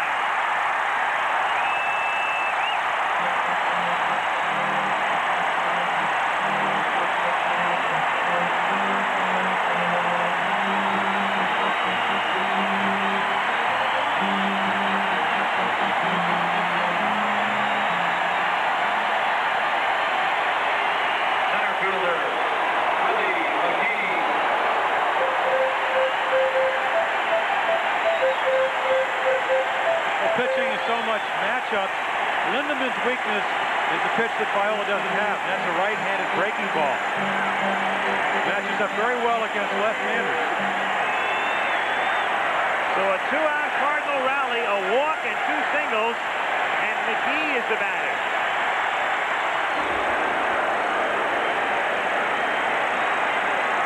This starting when Smith threw a walk, and remember how close that 2-2 pitch was.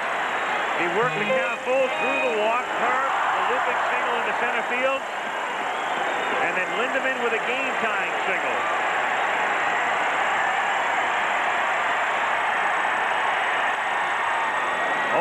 As a matter of fact, that's the first walk Viola has issued. He issued no walks in game 1 while striking out 5. And his first walk in this game has scored.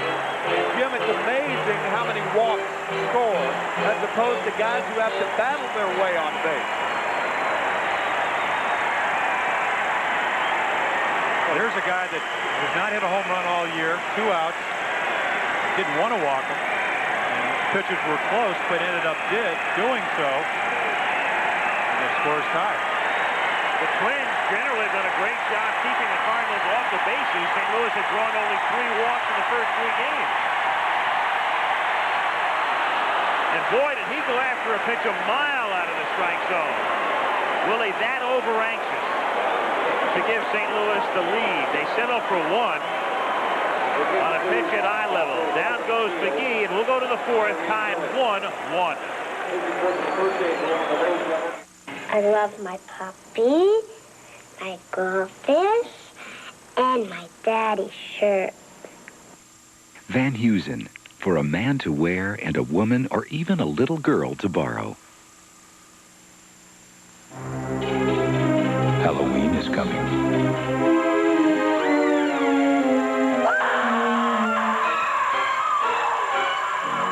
Don't let this happen to you. Stock up for Halloween. It's an emergency. You're going to need blood. Blood you can trust. That's why DuPont worked to create a highly accurate method of testing to help protect our blood supply from the deadly AIDS virus. Their system enables us to have more confidence that the blood we need to live won't be hazardous to our health. Your husband's going to make it. At DuPont, we make the things that make a difference. Better things for better living. America's body shops are being flooded with imitation parts. Doors, hoods, fenders. So how do you protect yourself? Ask to see your repair order before insurance work begins. Make sure it specifies genuine GM parts. Parts designed to meet GM standards for fit, finish, and corrosion protection. Now, even if insurance is paying the bill, it's still your car, and it's still your choice. Insist on genuine General Motors parts. An earthquake just hit L.A. What? And her name is Detective Rita Rizzoli. Police officer, freeze! You got to turn around every time. Whoopi Goldberg, Fatal Beauty. Have a good evening. Rated R. Special sneak preview October 24th in selected markets. Opens nationwide October 30th. This ABC Sports exclusive is being brought to you by AT&T, the right choice.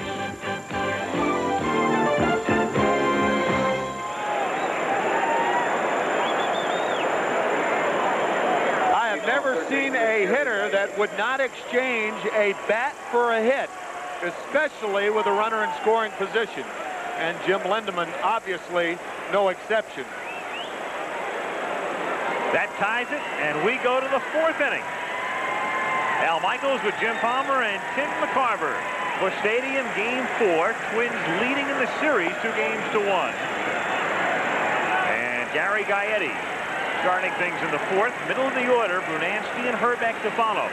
Gaetti hit by a pitch in the second inning. Wound up at third, but was stranded there. And he rips it into left field for a base hit. The leadoff man is on for the Twins. Second time that has happened tonight, and up comes Tom Brunansky. Right fielder Tom Brunansky. Brunansky popped out in the second inning. Twins 1 under against righties, and during the regular year, 9 over against left-handed pitching. A predominant right-handed hitting ball club. The only real power hitter they have is Herbeck. Randy Busch has played, but only 11 home runs as their DH and right fielder sometimes. Brunansky takes a strike. Rick Lennox coaching at third.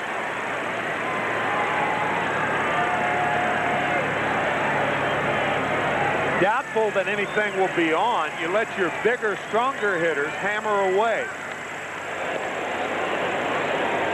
Maybe a guy like Herbeck against a left-hander who's less inclined to hit a long ball, but you want Brunansky to choose a pitch. He chooses this one and hooks it foul. And the count is 0-2. And you might say, well, what about a hit and run? Well, on the hit and run, you're compelled to swing. You have to swing. And you don't want a guy like Brunansky with all that power wasted on a time at bat where he must swing the bat. And with nobody out here, it's not likely. With Herbeck, with lefty against lefty and trying to stay out of the double play, you might see him run, as was the case in the second inning. 1-2. It also happened last night. Talking to Ozzie Smith when he made that great play talked to him today. He said, I think that with Bernansky or maybe Gaetti on first, with Herbeck versus a lefty, he said he just tells him, I'm going to go, you swing, and he tries to hit the ball to left field. And Ozzie kept that from happening with a great play last night. That's rolled toward third, foul ball. And as always, you open up have those infielders moving. Ozzie said he tried to, the second time after he'd done it the first time, you see the ball start out fair. I was watching him out. Again, it's very close. It's not where that ball lands, it's where it goes over the bag. Looks like about an inch or two foul. Bunts here at Busch Stadium almost always will roll foul unless you get them about 3 or 4 feet fair. So even the ground balls are going to kind of hook. 1 ball, 2 strikes, nobody out. Game time 1-1 in the top of the 4th inning. Gaetti at first.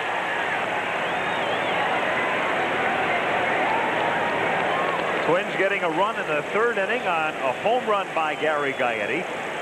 And the Cardinals getting even in the bottom of the 3rd. A 2-out walk to Ozzie Smith and then singles by Herr and Lindemann. I said Gaetti, I meant Gagne on the home run. Well, it's easy to confuse, Al. I mean, Gaetti only hit 31 this year. Had the initials right. Yes.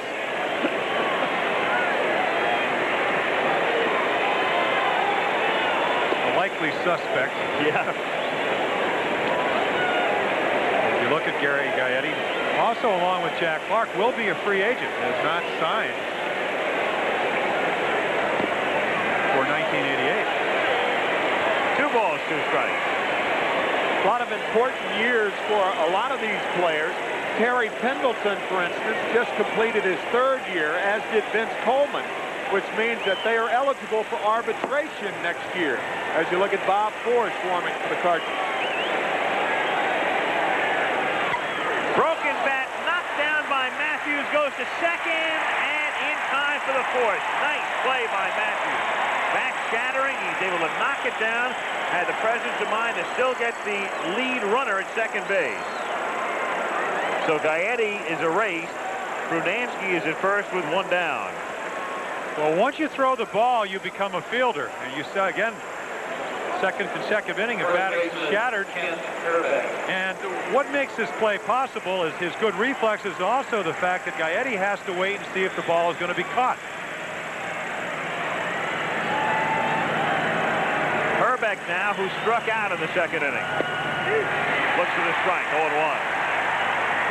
You will see a lot of broken bats if a guy keeps pitching in, and the ball is what they call is a heavy ball.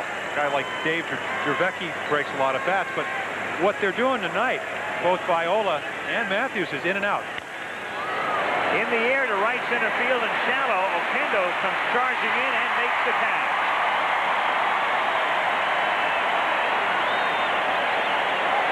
Two gone here in the 4th inning with Bernansky at first base, and Laudner is the batter. I'll tell you, with Herbeck, the only left-handed hitter for the most part in the Twins lineup, it kind of reminds you of Duke Snider with the Dodgers back in the 50s. All the right-handed power for Brooklyn. Oh, yeah. Before they moved to Los Angeles. And you get to face a lot of right-handed pitchers as a result.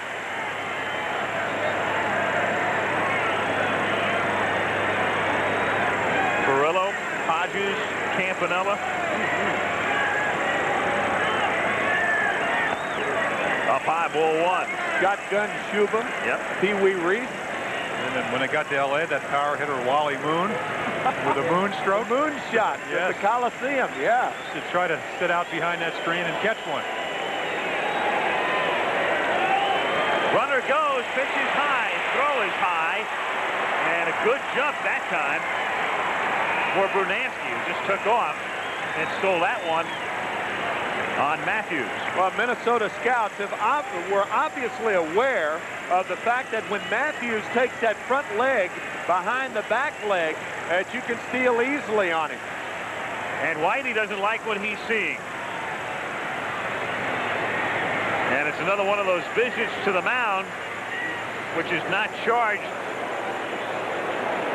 as as your typical visit. In other words, you're allowed one, and then the second time out, you'd have to remove your pitcher, and that's why McSherry's there. And that's it. He's going to have to come out of the game, as was the case in San Francisco during the championship series. Herzog can't go any further with him, and he's got to go to the bullpen and go to his long man, Bob Forsch. So it's 1-1 in the fourth, and we'll be back.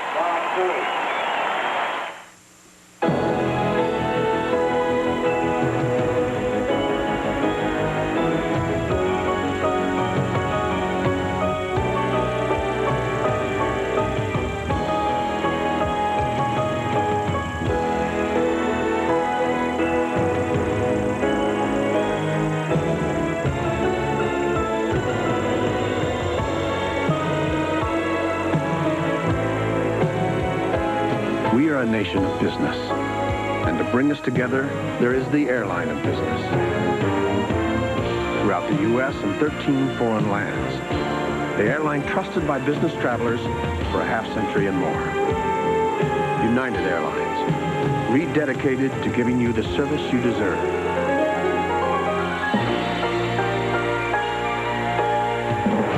Come fly the friendly skies.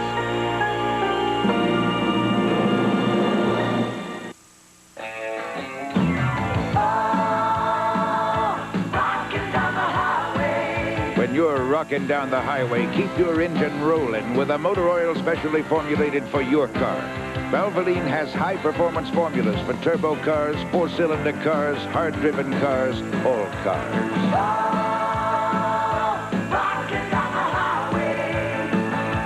Valvoline. Motor oil is not just motor oil. When his stomach balks, Davy Johnson reaches for serious medicine. Rolaids consumes all the acid required to bring millions 100% relief. And relief is needed on days like these. I should have gone into golf. Get serious relief. Get Rolaids. Today's copper-top battery, so completely improved, it'll last up to 30% longer than the one we made just 3 years ago. Today's Duracell lasts 30% longer. Well, you see Greg Mathews, the same injury that kept him after 3 innings from going any farther out in San Francisco in the 5th game.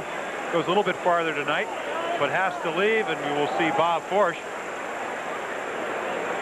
So Forsch comes on in relief, and let's get the inside pitch on Bob Forsch from Tony Gwynn of the San Diego Padres. Bob Forsch is an experienced pitcher. He knows how to pitch. He mixes his pitches well. He throws a fastball, curveball, slider, and straight change, and he doesn't give in to the hitter. He's always around the plate, and he's tough to steal on. He's real quick going to the plate, which is going to make it tough for Twins runners to try to steal a base. I'll tell you, one of the keys to Tony's comments was that Forsch does not give in to the hitter. He actually tries to get hitters out on balls that are just off the plate. They serve as the appearance of a strike, but they're rarely strikes. Early in the count, yes, but I think Bob takes your attitude, Jim. Stay ahead and then expand the strike zone, and he does it really well. He can't stay ahead here because he inherits a count of 2 balls and no strikes to Tim Laudner, and now it is 3-0 with Gagne on deck. So 2 down, 4th inning, game tied 1-1, and Brunansky at second base.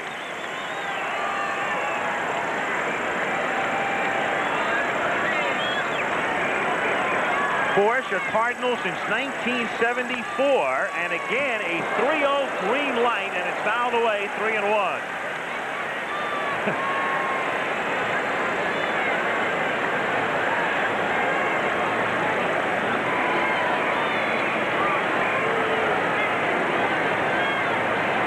That's the most action Lance Johnson seen this World Series.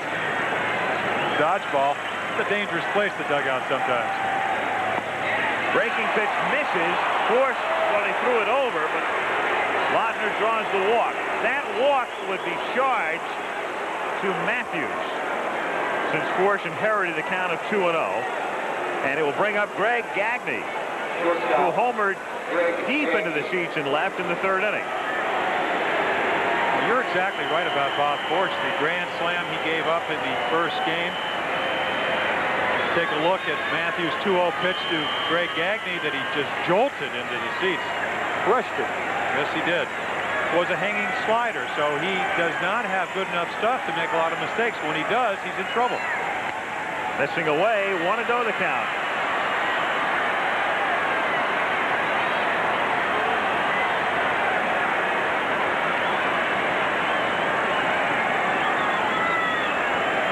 Gagne with 7 hits in postseason play, 3 homers, 4 doubles. 1-1. That's the pitch right there that's going to be successful. Everything he throws has to be down in the strike zone, and he has to be on the corners. If he's in the middle of the plate, it's not going to be effective. Won 154 Major League ball games. 2 of them no-hitters. Once against the Phillies, once against the Expos. 1-2.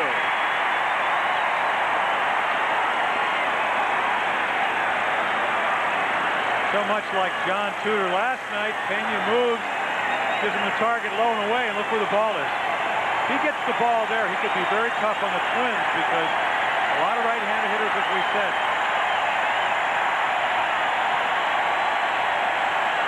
One and two. 37-year-old Bob Ford picking up from Mathews and trying to quell a Twin threat in the fourth. 2 balls, 2 strikes. Viola on deck, and as is their custom, 2 and 2. The rally caps in the Minnesota dugout. Used to ward off evil spirits, like 2-2 low and away sliders. Yeah, those are evil, I agree. That's what he got, too. It didn't ward off that baby. And at the end of 3 1/2, Twins won, Cardinals won. Well, Bob, here it is. Top of the ninth, 2 out. Kaminsky's at bat. And here's the pitch. Uh-oh, that ball's going. You can kiss that, baby. Holy cow, he hit the Sproles billboard in right field. I know that 30-pack is big. But, Jim, would you look at the size of that billboard? I know, Bob. That's what Kaminsky was looking at. And look who just got tagged out at second. The Stroh's 15 and 30-pack. With more cans in every case, what more could you ask for? The house is paid up. Kids are out of college. Things are fantastic. So what's the problem? Things are not so fantastic. A financial genius, I'm not. Very few of us are. We can help. At New York Life, we have the resources to make the most of your resources. We offer a range of financial opportunities, including mutual funds, annuities, and limited partnerships. Don't settle for less than you deserve. Get the most out of life with New York Life. Every 3,000 miles, you can change your oil yourself, leave your car at the dealer, spend all day at the service station, or drive into Jiffy Lube with no appointment. In 10 minutes, the J-Team will change your oil with quality Pennzoil, replace the filter, lube the chassis, fill the important fluids, 14 quality services. Jiffy Lube turns an all-day oil change into a 10-minute family reunion. Welcome to Jiffy Lube. We'll take care of you like family. There's an advanced new shape in heavy haulers. The smooth, rounded shape of aerodynamics to cheat the wind and put more power to work. You see it in big rigs and right out front in the advanced new full-size Chevy with standard Vortec V6. Enough standard power to tow over 58 tons of these big rigs and this Ford. The heartbeat of America. That's today's Chevy truck. Well, that Twin ritual with a count 2 and 2 didn't pay off. It is explained by second baseman Al Newman. It's called the rally caps. Anytime there's 2 outs and 2-2 count, all the guys take their hats off and shake them in this manner, and hopefully good things will happen. Thus far, this series has been 6 for 6, and it's been working. But it all started back in the guys from Portland who came up in September, brought it up with them, and we just incorporated it into our offense. But as Palmer said, it couldn't ward off that low and away 2-2 slider. So they're 6 for 7. And the game is tied as we go to the bottom of the 4th inning, and Pena starts things off with a count 1-0. Pena, Oquendo, and Lawless facing Frank Viola. Tony singled in the second. He's 3 for 10 in the series. And it's 2-0.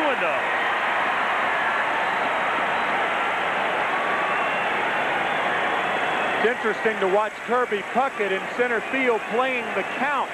He was over into right center, and now with the count 2-0, Pena more inclined to hit the ball straight away, but Kirby playing the count. And that's one thing I've noticed about watching Kirby Puckett playing center field. He does that as well as anybody, and you don't see a lot of outfielders do that anymore. 3-0 the count. And the reason he does that, and you're exactly right, I picked on that maybe because I don't think it's that obvious. A guy who was a great hitter, Larry Heisel, impressed me, and I think when watching a player, when you see him do that, you know he's heads up, not only offensively, but on defense, which is such an important part of the game. Because he knows Viola does not want to walk the leadoff hitter, whether it's Pena or anybody. And he loses Tony, so Pena draws the walk. It is the first time tonight the Cardinals have gotten the leadoff man on, and Jose Oquendo, the number 7 hitter, comes up. I guess really to simplify that thought, when a hitter is ahead in the count, he's more inclined to pull the ball. When a hitter's behind in the count, for instance, no balls and 2 strikes, he's more inclined to hit the ball the other way. Oquendo taking just off the plate. Viola thought he was going to get the call, but Sherry moved that right arm. John has a tendency to do that a lot. You get a lot of pass calls.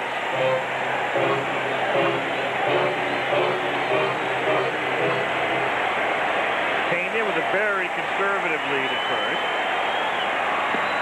And that's over. And it's 1-1. Frank Viola working on 3 days rest. There it was during the regular year, 4.74 ERA, and just about 2 runs less with normal rest.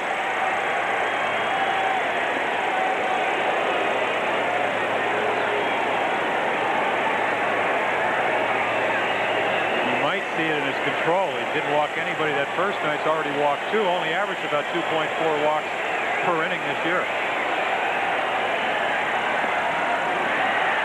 His 63rd pitch, and all you have to do with 3 innings in the books is go 63 times 3. He'd be on a 189 pitch pace, so he's thrown a lot of pitches so far.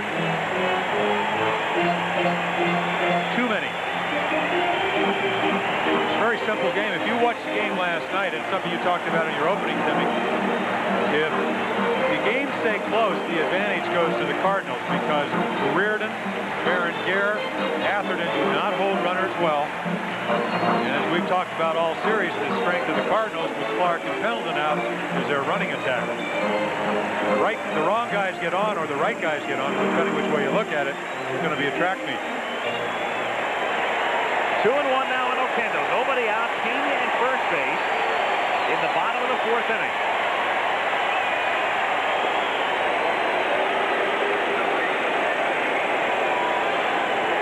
2 balls and 1 strike count, the ideal hit and run count. So you may see Pena in motion. He bluffs going and is lined into right center for a base hit. He's on his way to third and in there with nobody out.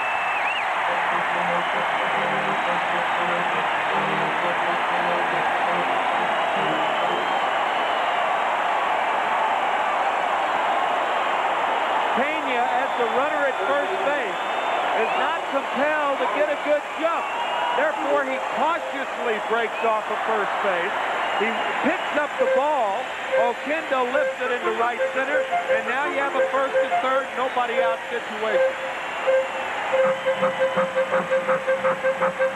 Watch how Pena just cautiously breaks off of first. The runner at first base, it's not a stolen base that he's attempting.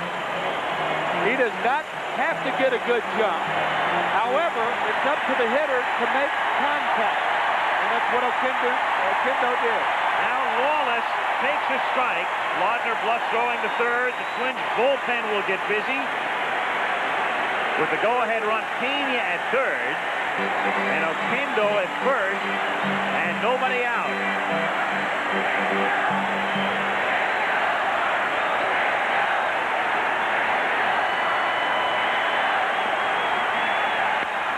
High drive to deep left field. Gladden goes all the way back at the fence. It's off. It's gone.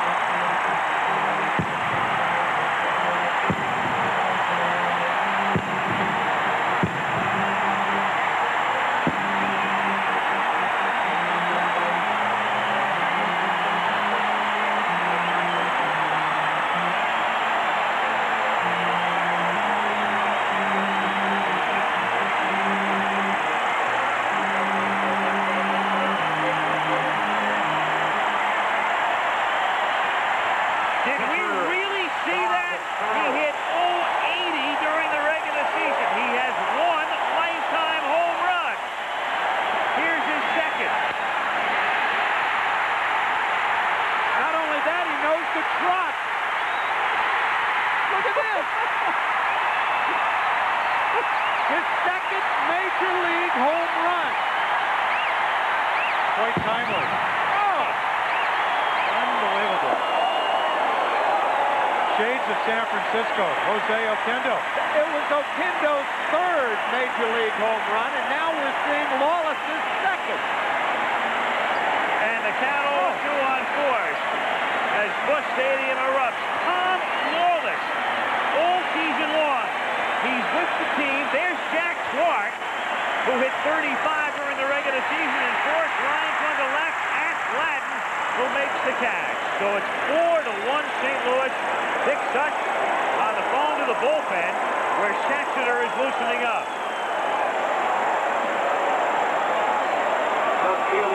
He hit 25 times during the regular year, had 2 hits, one of those on the final day of the season, and Danny Cox can laugh along with him.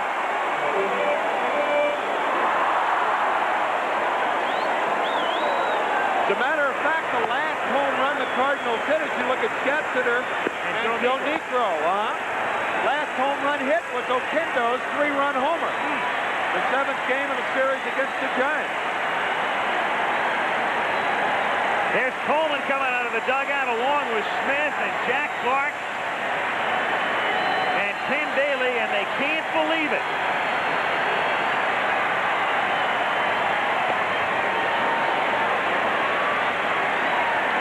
One and one. Tom Lawless.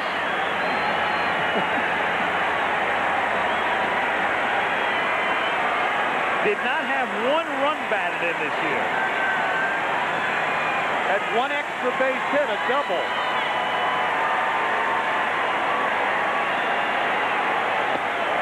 Two and one. As a matter of fact, it sort of became a joke around baseball that a guy could sit on the bench and see that much inactivity during the course of an entire year. Well, that's what I said earlier. He being the third catcher really changed his job description until the injury to Terry Pendleton.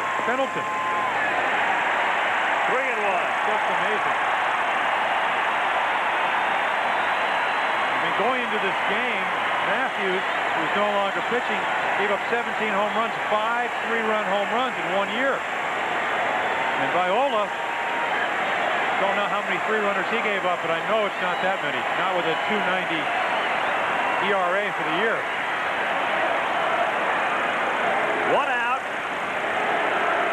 With the bases empty, 4-1. The Cardinals on top in the bottom of the 4th. And it's that 4th inning again, but this time for St. Louis.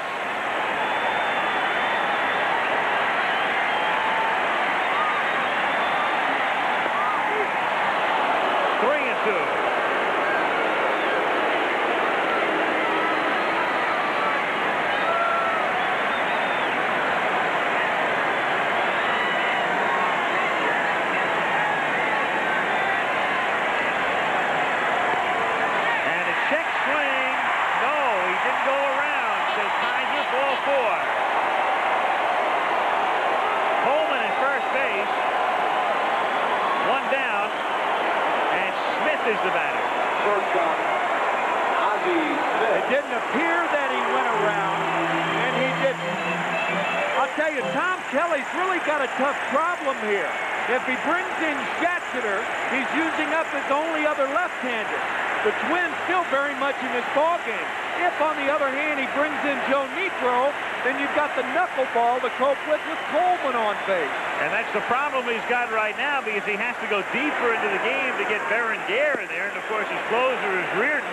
The only saving grace, and he will go to the bullpen, is that if he has to go to a 7th game, he will have a somewhat fresher Frank Viola, who comes out in the 4th inning with a score 4-1 St. Louis. We'll be back. Hello. With the World Series here, Ed is offering some baseball tips. When the third base coach is acting like Ed is, it is not because of a nervous condition. He is telling the batter what to do. And if the game isn't going too well, he will make a different kind of signal. He is saying, the heck with this. Let's get out of here and enjoy a cold, frosty bottle of the Bartles & James Premium Wine Cooler. Well, we hope you will do that, too. And thanks for your support.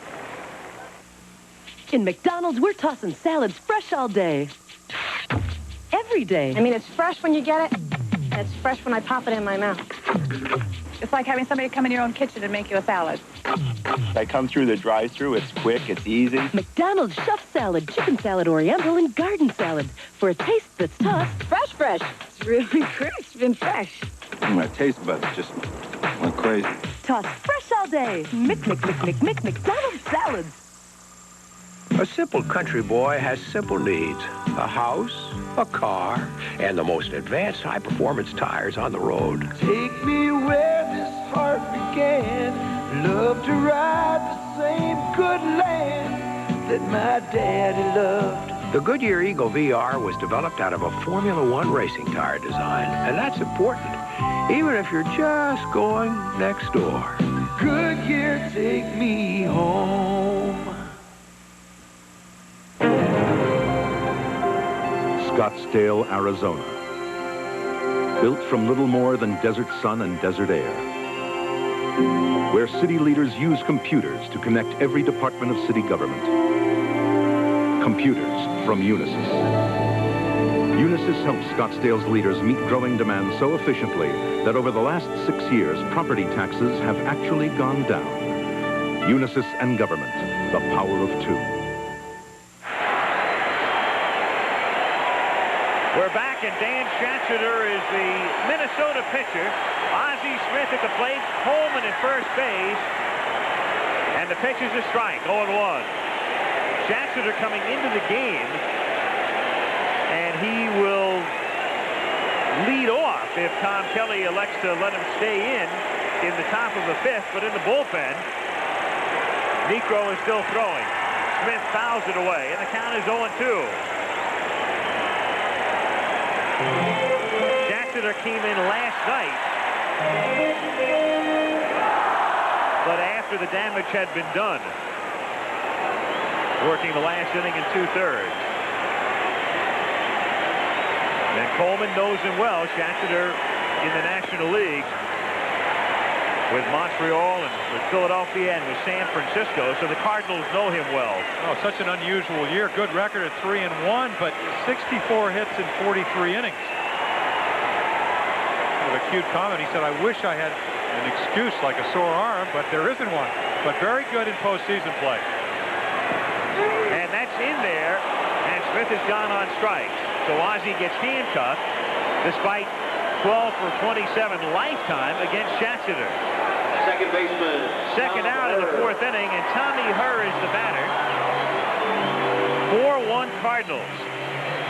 We mentioned that Lawless, as Herr stands in, Lawless had hit 1 home run in his major league career. He did it back in 1984 when he was playing for Cincinnati. He did it at Atlanta, and he hit the home run off Ken Daly, who is now his teammate.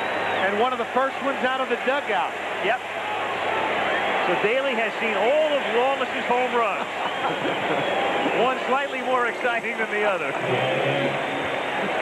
Well, there's something to swinging hard and having a guy on the hill like Daly or Viola that can throw hard. Because that was not, it was an 0-1 count. You take a look at Kenny Daly. He was ahead in the count, not really looking for a pitch, as we saw earlier off Greg Mathews, Greg Gagne. Amazing that he'd get that kind of bat speed because he's a contact hitter, hits the ball the other way, and all of a sudden he's gone off the facade for a 3-run dinger. He did have double figures in home runs once in the minor leagues. His high was 13.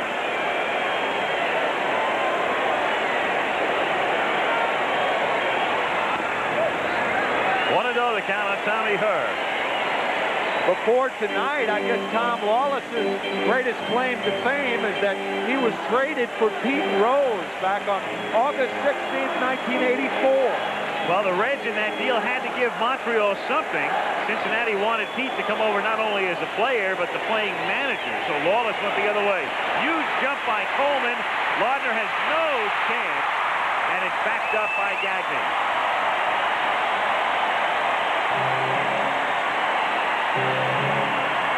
So a steal for bench, and the count is 2-0 on her with Lindemann on deck. Well, this is what seeing a guy, he knows the move. It's elementary. Maybe not a chance for Tim Laudner.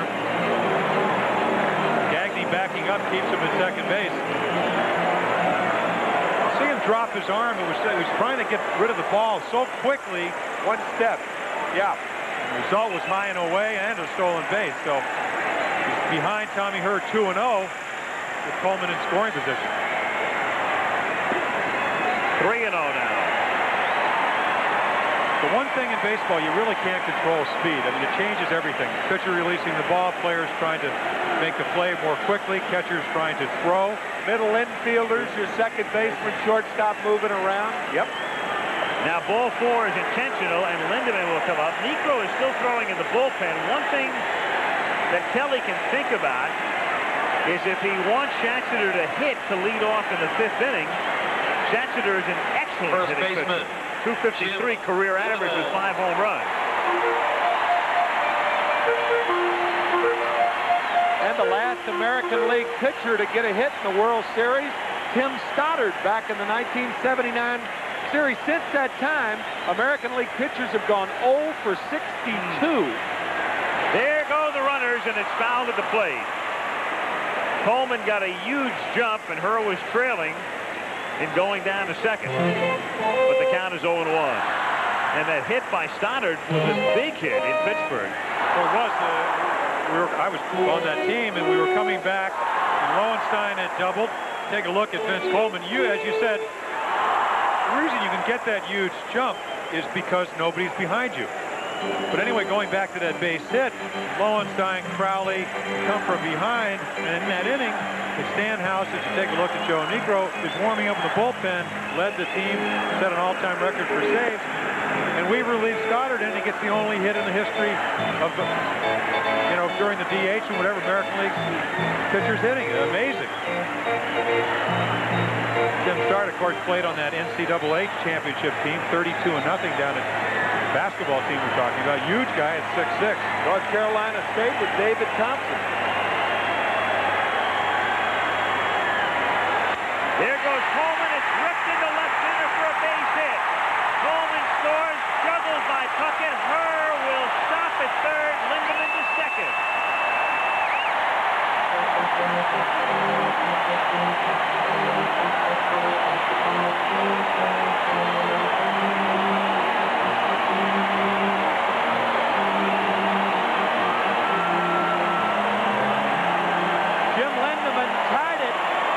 The 3rd inning, and now he makes it 5-1. And it's going to be scored a single and an error on Kirby Puckett for this boot right here, allowing Lindemann to go to second base.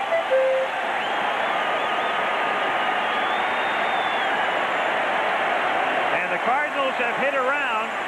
McGee is at the plate, singled and struck out. And he rips it into the gap in left center to drive in 2. Puckett cuts it off deep. McGee has a double, 7-1.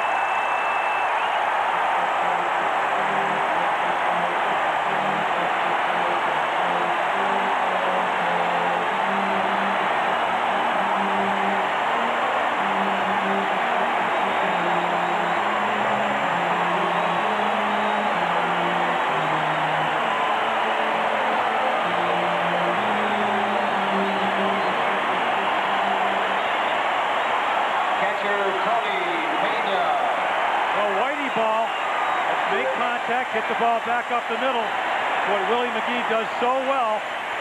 Puckett keeps him from getting his 12th triple of the year. You get an idea that not only can he hit, he can run. In the air to center field off Pena's bat as the Cardinals send 10 men to the plate. And again, it's the bottom of the fourth, except this time in St. Louis. 7-1 Cardinals. Sunday on Disney. My son happens to be a dog. Get me out of here. There is something about you lately. Sunday. Follow that dog. The conclusion of the original Shaggy Dog. It's a urine clearance sale, so you can forget the sticker. I'm talking urine clearance on your favorite models, but hurry, they're going fast. During our year-end clearance sale, every tractor's got to go. Announcing the year-end clearance to end them all. The 1987 Nissan Blowout. Proof that your Southern California Nissan dealer really wants to sell you your next car. And your next one. Class, repeat after me. Class, repeat after me. Go to McDonald's, buy any new shrimp or other entree salad. Go to McDonald's and buy any new shrimp or other entree salad. Get a hamburger, cheeseburger, filet-o-fish sandwich, or 6-piece McNuggets free. Get a hamburger, cheeseburger, filet-o-fish sandwich, or 6-piece McNuggets free. Really? Really. Really. Buy one of these. Buy one of these. Get one of these free. Get one of these free. This fall, PSA makes you smile with savings of up to 60% everywhere we fly. And since PSA has the most nonstop flights throughout the West, you'll be able to go where you want to, when you want to. Nobody serves California like California's airline, PSA. Catch a smile, PSA. Fly PSA for the most flights from Los Angeles to San Francisco. I'm Tawny Little. Johnny Mountain's going to have the latest on the rainstorm headed our way. Francesca Capucci profiles Natalie Cole. And Jim Hill, of course, will have all of the World Series highlights tonight at 11. We'll see you then. Buy your 3D glasses at a 7-Eleven before October 29th.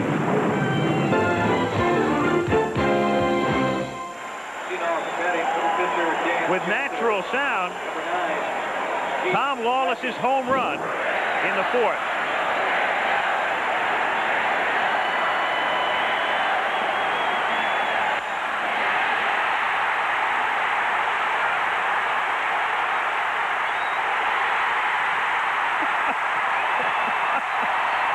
Believe he did that. That ball didn't go out by that much. Take a look.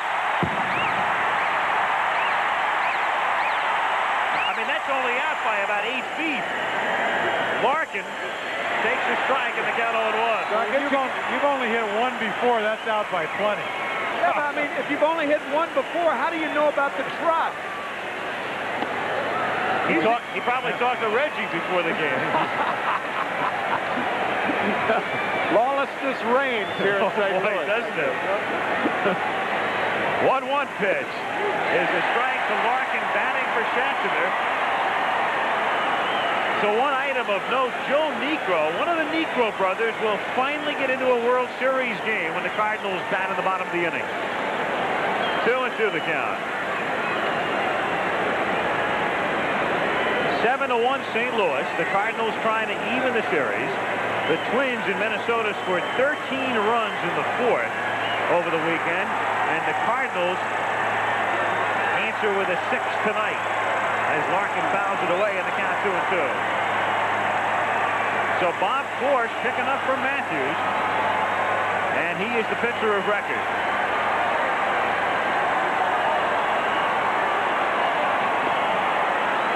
Three and 2 on Larkin. Larkin, then Gladden and Newman.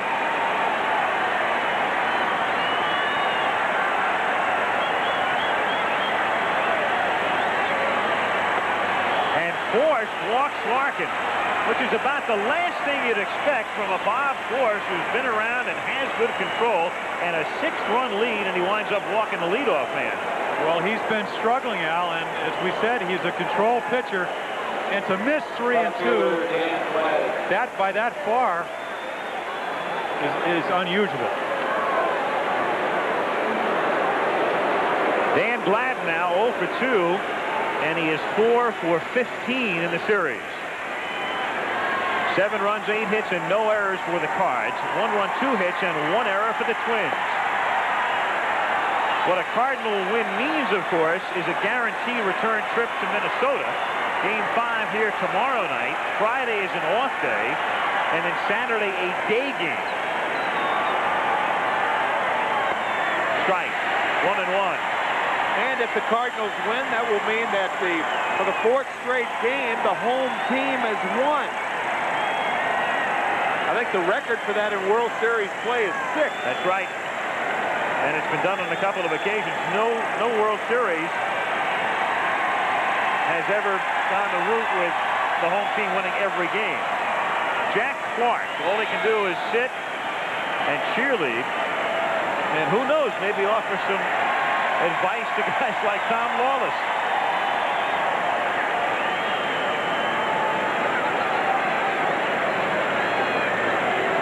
1-1.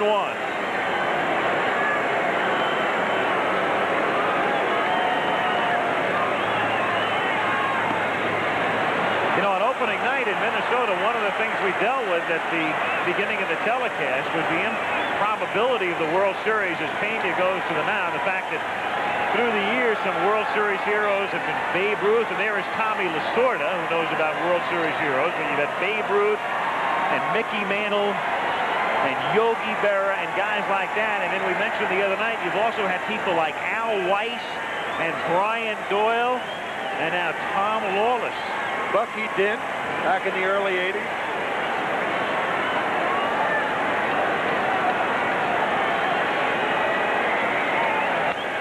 That's hit into right center field for a base hit and maybe more. Oquendo cuts it off. Gladden will settle for a long single, and Larkin goes to third.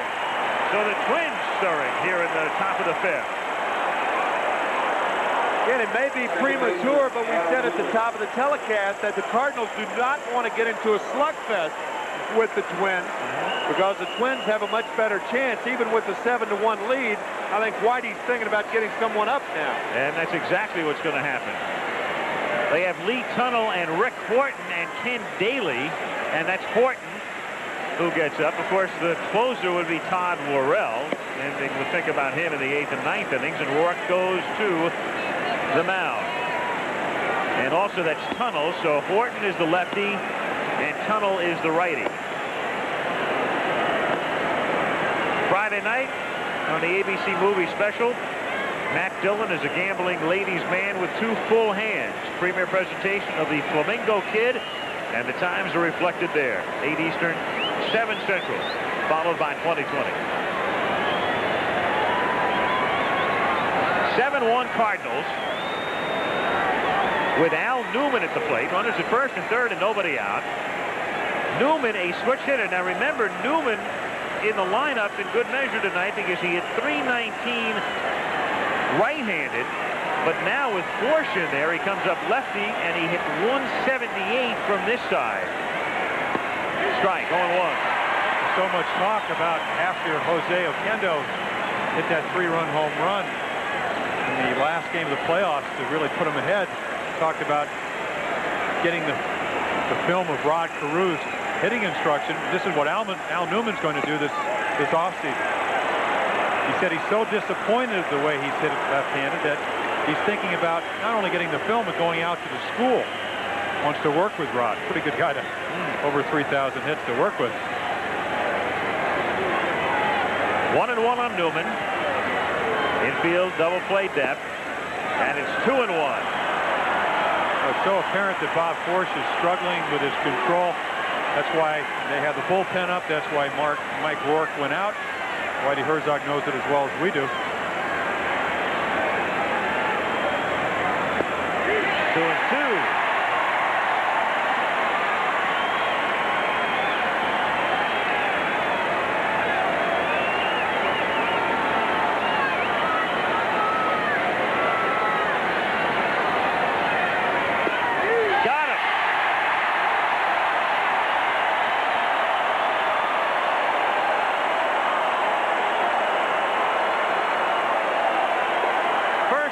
in the 5th inning. So one of the criteria to be a good hitter is to know the strike zone. And the ball runs back. Now, it's not where Pena was sitting, but it's where John McSherry, the umpire, is sitting. So he gets a good view of it.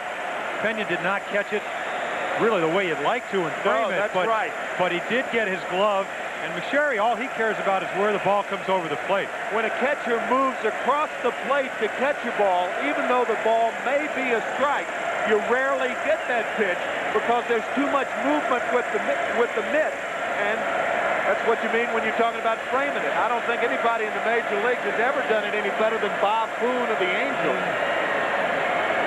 And he's done it for a long time, too. Who, by the way, if you missed it, established a record this year, most games caught in the history of baseball, surpassing the mark held by Al Lopez. 1 out, runners at first and third, and Puckett grounds it, knocked down by Lawless, and that's all he can do. The Twins get another run as Larkin crosses the plate. So all Lawless could do was knock it down. Puckett will get an infield single and a run batted in, and it's 7-2. Third baseman, Gaetti. Well, unusual place for Puckett to hit the ball. He's been hitting the ball the other way, and he saves the double. As Al said, there's no way he is going to make a play on that ball, but by knocking it down, he does keep double play in order.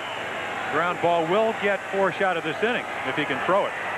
And it's hit at somebody, preferably not an outfielder. Gary Gaetti at the plate. Cardinals on top 7-2, 1 out. 1-0. This game not over by a long shot. I mean, this is the same ball club that came back from a 5-0 deficit in Game 3 of the ALCS. Against the Tigers, only to lose when Pat Sheridan hit a home run to win at 7-6. 2-0 the count.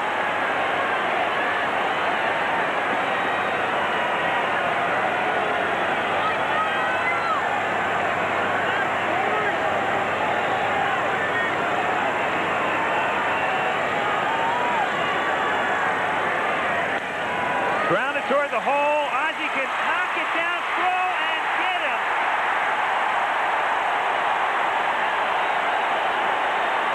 Ozzie Smith. You look at a play like that and you say he can't make that play, and then you realize who's making it. You say, oh yeah, he can. Watch his throwing position. Oh, mercy. What a play. That's why he's the best. I mean, this tells it all. Not only did he get to the ball, and then the acrobatic throw, hers there, amazing. State of the art. Brunansky takes that side. I mean, when you watch that with a naked eye from where we are, that's a base hit. Or maybe he deflects it to the outfield. That's all he can do with it. You're sure of it when it leaves the bat. And the next thing you know, force out at second. Strike, 1-1. It's amazing, and we've all seen Ozzie for a long time, for the last decade. It's amazing how he smothers the ball by putting the glove on the ground and still maintains contact with the ball. Keeps the ball in the glove. 2-1. 2 down with Dan Gladden, the runner, at third, and Gaetti at first.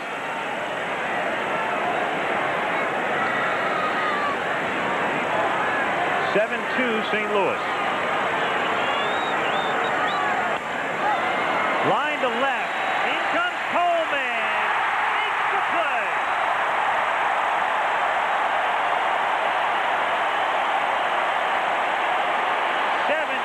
St. Louis. Success Stories, brought to you by Citicorp. Memories were painful for the Yankees' Ralph Terry after serving up the winning home run in Game 7 of the '60 World Series. 2 years later, Terry was back on the mound in a deciding game. Leading 1-0 in the ninth, Terry faced Giant slugger Willie McCovey with a winning run on base. But Terry got in the line to Bobby Richardson for the final out, preserving his shutout victory. 2 years after surviving the costliest pitch of his career, Ralph Terry succeeded in pitching the Yankees to a world championship. Because Citicorp understands the drive to succeed, to do more than just get by, we've become the nation's largest financial services company, already helping 1 in every 5 American families, with more student loans, more home mortgages, more MasterCard and Visa cards than any other company. Citicorp and Citibank, we'd like you to get to know us better. Citicorp, because Americans want to succeed, not just survive.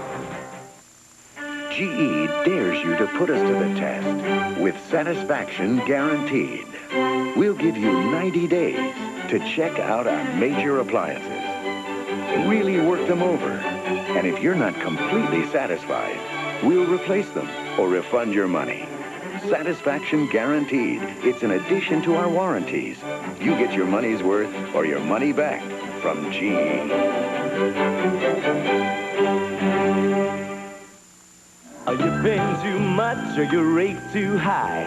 Leave it to the good hands, people. Does your insurance bill make you want to cry? If you're not happy with your insurance bill, join the more than 6 million families who enjoy solid Allstate homeowners protection at sensible Allstate rates. So shake those blues and face some dough. Give us a call, cause our rates are low. Leave it to the good hands, people. You're in good hands with Allstate. A member of the Sears Financial Network. 2 exceptional plays defensively for the Cardinals in the 5th inning. Kept the Twins from coming back. This one by Vince Coleman. And we're seeing again the play by Ozzie Smith with runners on first and second and 1 out.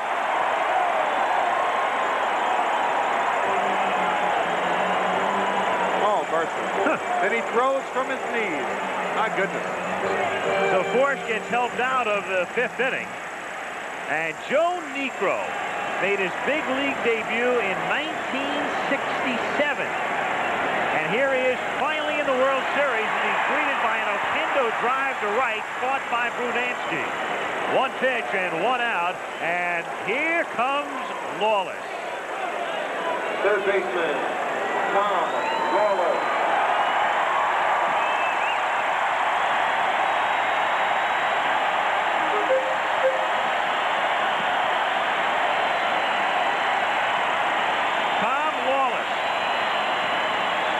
The ultimate extra man in 1987. And the man of the moment right now. Pardon me, Al, it's almost the smallest banner in the ballpark, too. Yeah. But the biggest hit. I think they just made it up. There might be a few here tomorrow night. You got that right. 1-1. There are a few bed sheets in the Mound City being spray painted as we speak. 1-2.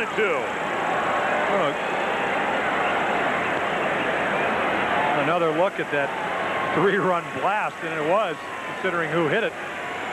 2nd career home run. Maybe 6 to 8 feet above the wall. And that home run trot, that's one of those visual images burned into the brains of a lot of baseball fans. We won't forget that. That was a classic. 3-2. I guess the most vivid, Carlton Fisk's 11th inning home run in 1975. And I think Tom's may go down with Pudge's. A looper to Newman for the out. So 2 down here in the bottom of the 5th inning. And Bob Force comes up. So 1 veteran facing Pitcher, another. Bob Force. Joe Niekro appearing in the World Series for the first time, and his brother Phil never had the opportunity. So what a drop for the Niekro boys, but Joe finally makes it. He came close, Niekro, with Houston in 1980 when they lost in that tremendous 5-game series to the Philadelphia Phillies. Not only that, he had to pitch the extra game, the 163rd game. He pitched against the Dodgers to win it. And a lot of people think because Niekro wasn't available to start against the Phillies, that's why Houston lost it. That's a pretty good point. Case. That's a good point, because as I recall, that year, too, they had that extra game on Monday. Right. And then the playoffs started on Tuesday, so the rotation was really out of whack. Houston went into Los Angeles. They had to win 1 game of the weekend. They lost 3 in a row and then 1 on Monday afternoon. One hopper to Gagne, and it's a 1-2-3 inning for Joe Niekro. We've played 5, 7-2 St. Louis. The advanced new Chevy half-ton is all new. Ford isn't. And the advantages stack up. Chevy gives you new 2-tier loading. Ford doesn't. More two-sided galvanized steel. A bigger, heavier frame. And on top of it all, more standard power with Vortec V6. Want a load of new features? Test drive the first all-new full-size pickup introduced in this decade. The heartbeat of America. The advanced new full-size Chevy. That's today's Chevy truck. There's a tendency in business to focus on the big picture. But at Cigna, we realize the big picture is actually made up of millions of smaller pictures, which is why our companies provide an array of insurance, healthcare, employee benefits, and financial services to millions of individuals and thousands of businesses. One person at a time. Cigna, personalized service to business around the world. Out here in the 7th inning, and Roger Maris is the batter against McMahon. That's the first hit off McMahon, the second hit for Flood in the game. Maris has struck out and walked twice and scored a run.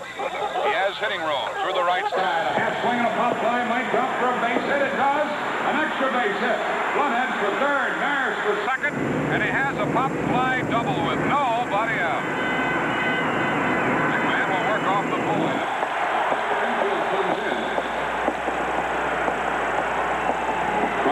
Play at the plate on Flood. The event of a ground ball. Season after season, the people who brew Budweiser have been proud to be part of America's national pastime with you. Outfield deep to the left for Cepeda. The windup by McMahon. Swung on, and there's the drive to left field. It might be gone.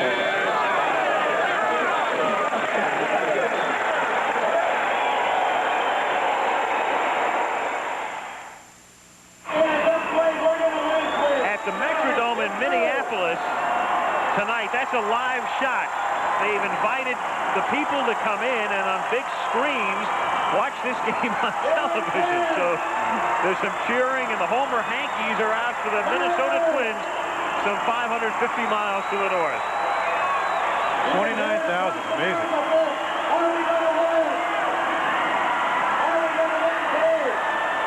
And here at Busch Stadium in St. Louis, where it's live, it's Herbeck leading off in the 6th inning with a base hit into right field. So Busch, who staggered through the 5th and got out of it because of Smith and Coleman, gives up the leadoff single here in the 6th inning. Now, we talked about the Lawless trot. This, of course, the most famous reaction to a home run in the World Series, at least in the television age. Carlton Fisk in Game 6, 1975. Off Pat Darcy of the Reds to win it. Cincinnati subsequently to go on to win the World Series. I said earlier it was the 11th inning. It was the 12th inning of that ball game. Game 6. Dramatic moment.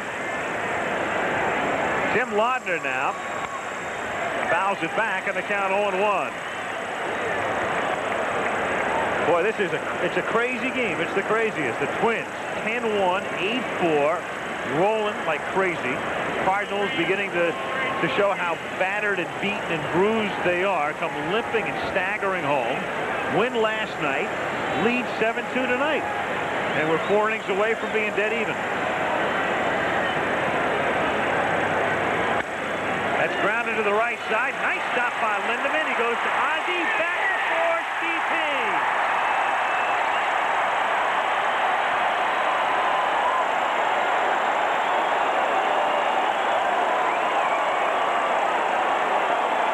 Fine play by Jim Lindemann, and this guy ought to be in the Olympics and the gymnastics. It's unbelievable.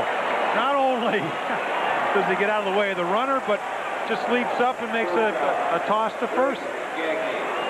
Every time you think you've seen it, he does it a little bit farther. Well, in 2 straight innings, we've seen one throw from his knees, and now this inning, a throw in midair. Gagne at the plate. With 2 out and the bases empty, 1-0. If you don't follow the game that closely, as we see it again with Ozzie taken out and flipping over Herbeck, jumping over Kent. If you don't follow the game that closely, you've heard about Pendleton being gone, at least in the sense that he can't play third, but Terry is a great third baseman. Ozzie is on another planet, so you can imagine what it's like on the left side of the Cardinal infield to try to get a ball through. Not that porous.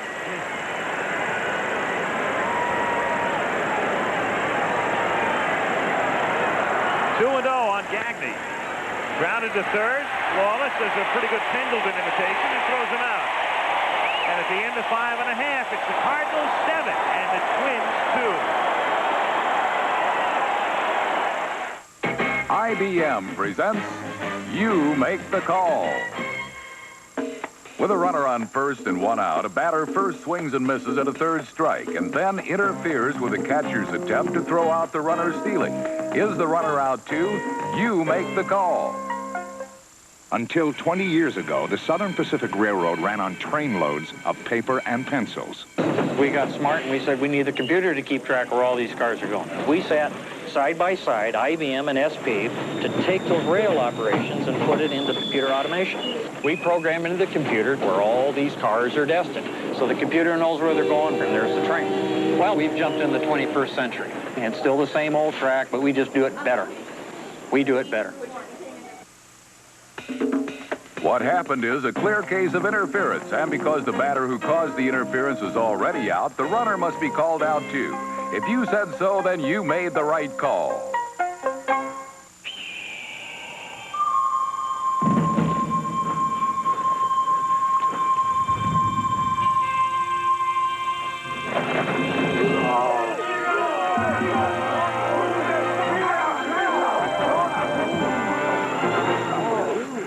Great.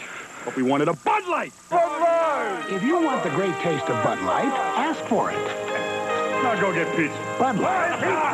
Because everything else we just overate. Your love give me such a Matt Dillon taking his best shot at the big time. The Flamingo Kid, Friday. I'm in a new show called Hooperman. Actually, it's not a new show. We've been on a few weeks, so those of you tuned in tonight to see us won't, because they're showing the World Series. Next Wednesday night, we'll be back on, so please join me and the cast of Hooperman. Where is the cast of Hooperman? John Ritter is Hooperman, Wednesdays. Has anyone seen the cast of Hooperman? This ABC Sports exclusive is being brought to you by Budweiser Beechwood Aged for that clean, crisp taste. This Bud's for you. Bottom of the 6th inning, Game 4 of the World Series. Al Michaels with Jim Palmer, Tim McCarver in St. Louis. And very much in the cards tonight, 7-2 St. Louis. Twins got a run in the third on a home run by Gagne. The Cardinals got even with one in the bottom of the third. And then the 6th-run explosion in the 4th, highlighted by Lawless's 3-run blast. Twins added one in the 5th, and we go to the bottom of the 6th inning. Top of the order, Coleman, Smith, and Hurd against Joe Niekro. Strike. Joe Niekro this season started the year with the Yankees. Well, if somebody would have told him in spring training, you're going to pitch with 2 clubs, the Yankees and the Twins, and one is going to the World Series, which do you think he would have guessed? Well, the Twins needed starting pitching. The Yankees needed a catcher. They traded him for Mark Salas. The big problem with Joe this year was that brawl in Milwaukee.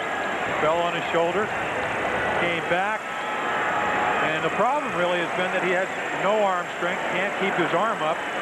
Only 4-9 for the Twins, 7-13 on the year between both clubs, the Yankees and the Twins. 1-1 to Coleman is inside, and then of course there was the Emery board.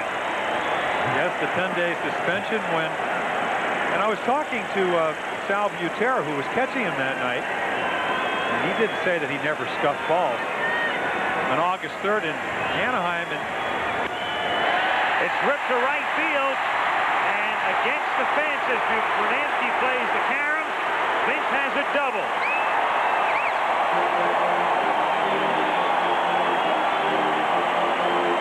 And Coleman and the Cardinals are all smiles tonight. Shortstop, Ozzie Smith. Going back to that play, he threw one pitch, a 2-0 slider, Umpire said it acted natural. Sal said it was the best slider he threw all night. They went out and checked him and found the evidence. And there was that great scene where he was out on the mound emptying his back pockets. They said the emery board was all right, but what Sal said when the sandpaper came out, it was a little intimidating. Ozzie swings. Nice stop by Niekro. Coleman has to stay at second. Smith is gone, and that's the first out. One away in the bottom of the sixth inning, and Tommy Herr comes up. Yeah, you could possibly understand and explain the emery board because knuckleball pitchers foul down their nails. Really was a good play, leaping high, snow coning it to get Ozzie Smith holding Coleman at second. But I don't know too many people who sandpaper their nails. Of course, also they had collected about 5 other balls that had scuff marks on them. So new type of manicure. Outside, 1-0. He joined Kevin Gross of the Phillies as the 2 pitchers suspended this year for those offenses. As Don Sutton looked on innocently. Yeah, right. I understand that Joe is going to sign a contract with an emery company, a company that makes emery boards. Don't know the name of the company. I don't know a name of a company that makes emery boards.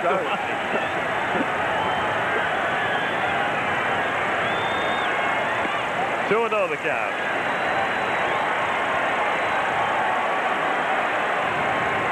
Niekro working in the bottom of the sixth inning. Coleman at second base and 1 out. 7 runs, 9 hits, and no errors for the Cardinals. 2 runs, 5 hits, and 1 error for the Twins. Game 5 here tomorrow night.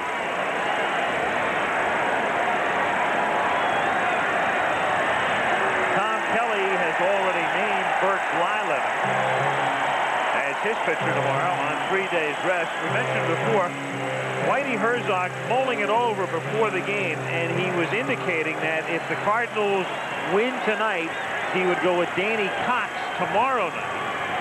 And he was thinking about if they had lost, knowing he'd have to win all 3, he might have come back with McGrain and then hoped to have Tudor and Cox win 2 in Minnesota. So at least according to the way Whitey was thinking before the game, there's Danny Cox. It will be Cox tomorrow. Whitey's theory being that if Cox can win, then all he has to do is win 1 out of the 2 in Minnesota. Meanwhile, Kelly and Such have no such dilemma, so to speak. They know it's Blyleven tomorrow. There's Bert, who looks really nervous about the upcoming assignment.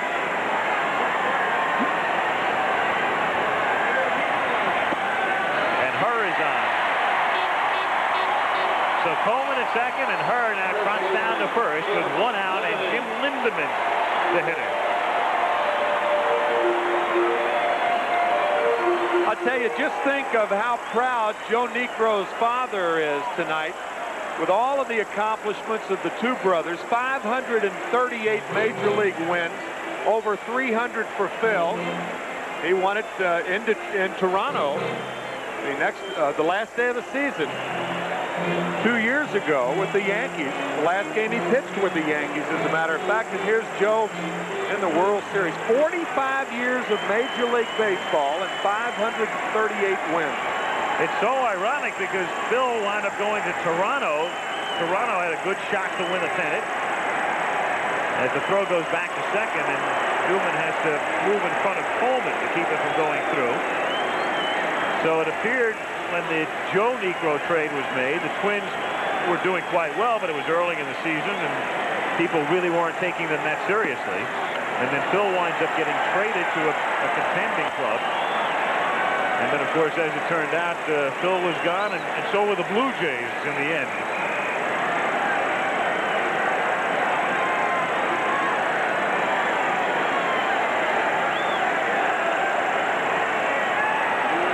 What Vince Coleman will make you do if you're a pitcher. Pick off moves, change your delivery, make you rush your delivery. That's why veteran pitchers can contend with a Coleman a little bit better than rookies. And Lindeman gets hit, and the bases are loaded. been the problem that Joe Niekro's had all year. Watch him drop his arm. He gets underneath it. When he does that, he doesn't get on top, and the ball is literally 3 feet inside. We'll say he'll go along, he'll be up on top, and all of a sudden, he just gets under the ball, and with that goes the control. Willie McGee now.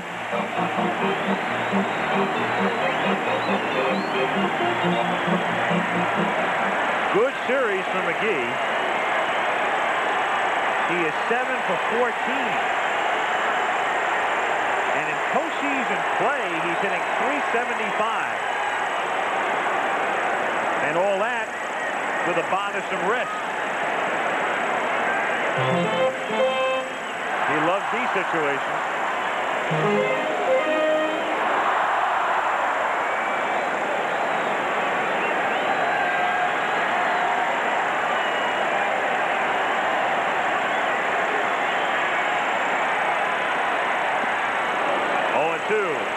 That buck danced thin. That was the best knuckleball that Niekro's thrown. That ball really had some movement on it.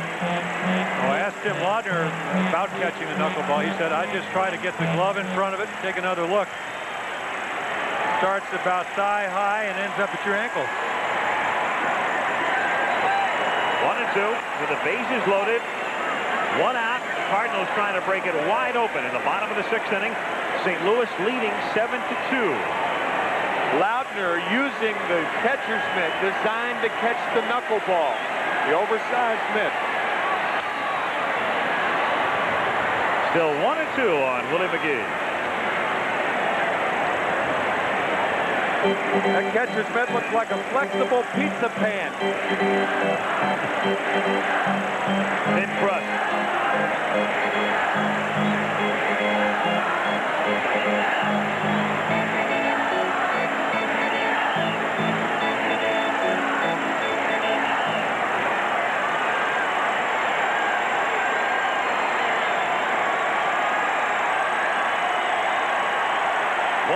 To Willie McGee,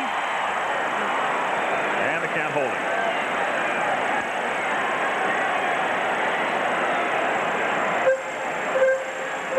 Busch Stadium in St. Louis, where the Cardinals are trying to make it an all-home series to this point, with the Twins winning 2 at the Dome. Cardinals winning here last night and leading 7-2 with 1 out and the bases loaded in the bottom of the 6th. And McGee strikes out swinging. 2 down, and Tony Pena comes to the plate. It was Pena who got him going in the 4th inning with a walk, and he eventually was the last man to bat in the inning and flied out to end the 6-run 4th.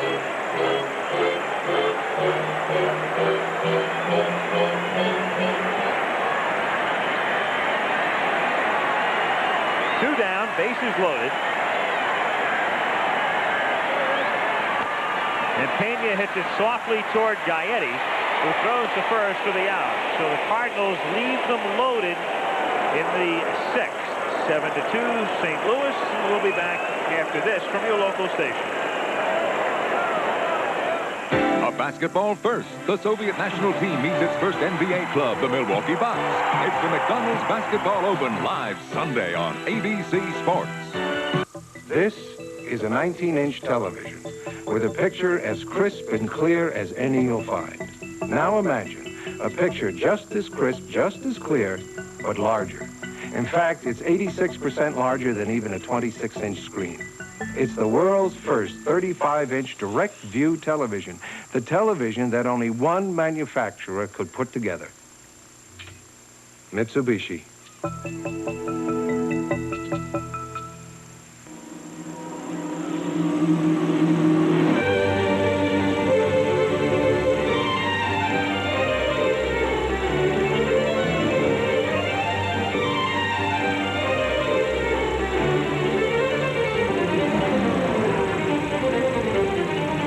Preceding performance has been brought to you by Porsche.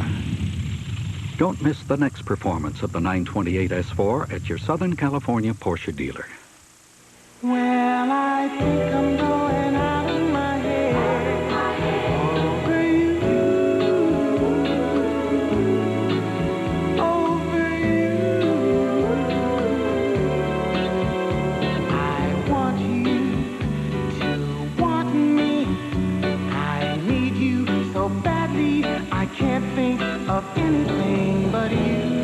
baked Mother Butler pies. Now only at Denny's. I'm Tony Little. A rainstorm is headed our way. Johnny Mountain's going to tell us what to expect. Plus, we'll have updates on the stock market and Persian Gulf situations. Our rock reporter, Francesca Capucci, profiles Natalie Cole. And, of course, Jim Hill will have the World Series highlights right here tonight at 11. We'll see you then. This ABC Sports exclusive is being brought to you by Cigna, a leader in insurance, health care, employee benefits, and financial services. I'm just wondering, after the type of season the St. Louis Cardinals have had with all the injuries, etc., if they win the World Championship, will there be a statue of Herzog outside next to the Musial statue? Maybe Tom Lawless will be next to the Musial statue. What do you think, Jim? Definitely. Most definitely. It's an improbable situation where you've got a team that comes in as the Cardinals were constituted at the end of the year, having lost Clark, with all of the problems they had during the season, losing Tudor for about 2/3 of the year, making the trade for Pena, losing him for the first 2 months of the season, and somehow, some way, holding off the Mets and the Expos, and then beating the Giants. And now on the verge of tying up the World Series at 2 games apiece after they were left for dead in Minnesota. Smalley starts things off in the 7th inning. Roy hitting for Niekro. And George Frazier throws in the Minnesota bullpen. 0-2 on Smalley. Roy, and we mentioned it the other night, like Niekro, a guy who's been in the big leagues for a long time, and he finally gets a chance to play in the World Series. Came up the other night, saw one pitch and hit it for a double. 1-2. But the interesting thing to me about the Cardinals is that they were not expected to beat the Giants. Got behind 3-2. And then what do they need? They got 22 straight innings. And that one goes through Lindemann and down into the right field corner. Smalley on his way to second. And the leadoff man is on for Minnesota here in the 7th inning. In fact, you take a look at, hits the ball extremely hard. And usually the ball doesn't get any faster. A lot of times people will tell you that on the turf, but it doesn't slow down any when the ball is hit that hard. Misgauged by Jim Lindemann. It's one of those rare times when an official scorer, or the 3 that are used tonight, Dave Nightingale, Howard Singer, and Jack Herman, are giving an error, and I think that's a good call. One of the few times where a fielder doesn't touch the ball but should have made the play. Definitely playable. Gladden takes outside, ball 1. 1-0. Bob Forsch, who picked up for Mathews. Mathews with a strained quadricep. Greg had to come out in the 4th inning. As Gladden pops it up, and Pena comes back and runs out of room. And, of course, Whitey is right where he wants to be now because he's deep enough into the game when he can think about Bailey and Worrell. And, in fact, in the St. Louis bullpen at the moment is the left-hander, Ken Bailey.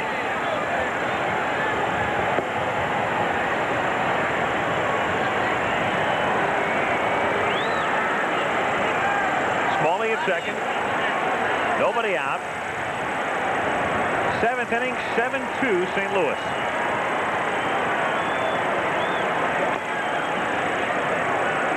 One and two.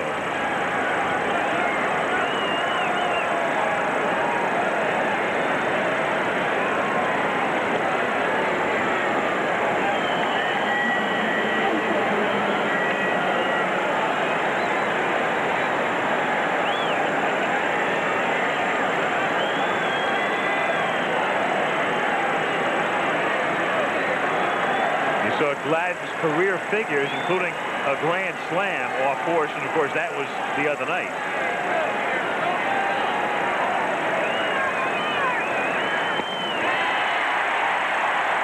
And so Gladden hits a grand slam off Forsch, and then Bob figures out how to get him and strikes him out here in the 7th. Well, same pitch as he hit for a grand slam, but a different location. Not down, but it's away. The slider that he hit for the grand slam hung on the inside part of the plate. And also, we're in a little different park here. a lot harder to hit home runs here in Busch Stadium than it is in the Metrodome. One down, and Newman is the batter. 0 for 2 plus a walk.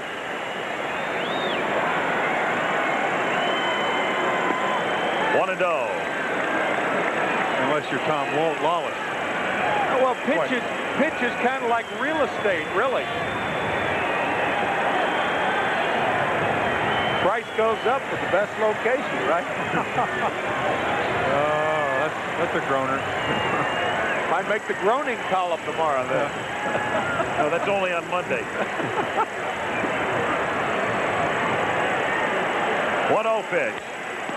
Hit back off Busch, down to Smith, who has no play. And the Twins with runners at first and third.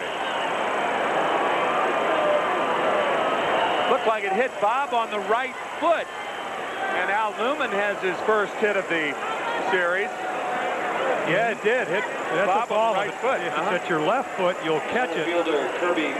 But the follow-through doesn't allow you to get back. And right there, you can see Ozzie Smith pointing to Lawless. Be alert, because he knows there's not going to be a play, but if you round the bag, there may be a play. And that ball inadvertently hitting Busch, had it gone through, Ozzie probably makes that play. We're saying that about every ball hit up the middle, to his right. Cardinal infield at double play depth with a 5-run lead, runners at first and third, and it hits him. So all of a sudden, the Twins now have the bases loaded and 1 out in the 7th inning. And Gary Gaetti coming to the plate with a left-hander Daly in the bullpen. And here comes Whitey.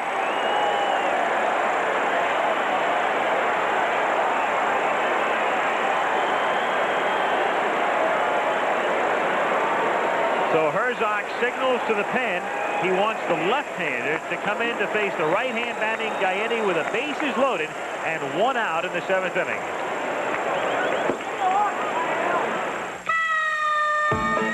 In places beyond the reach of other overnight delivery companies, you'll find UPS.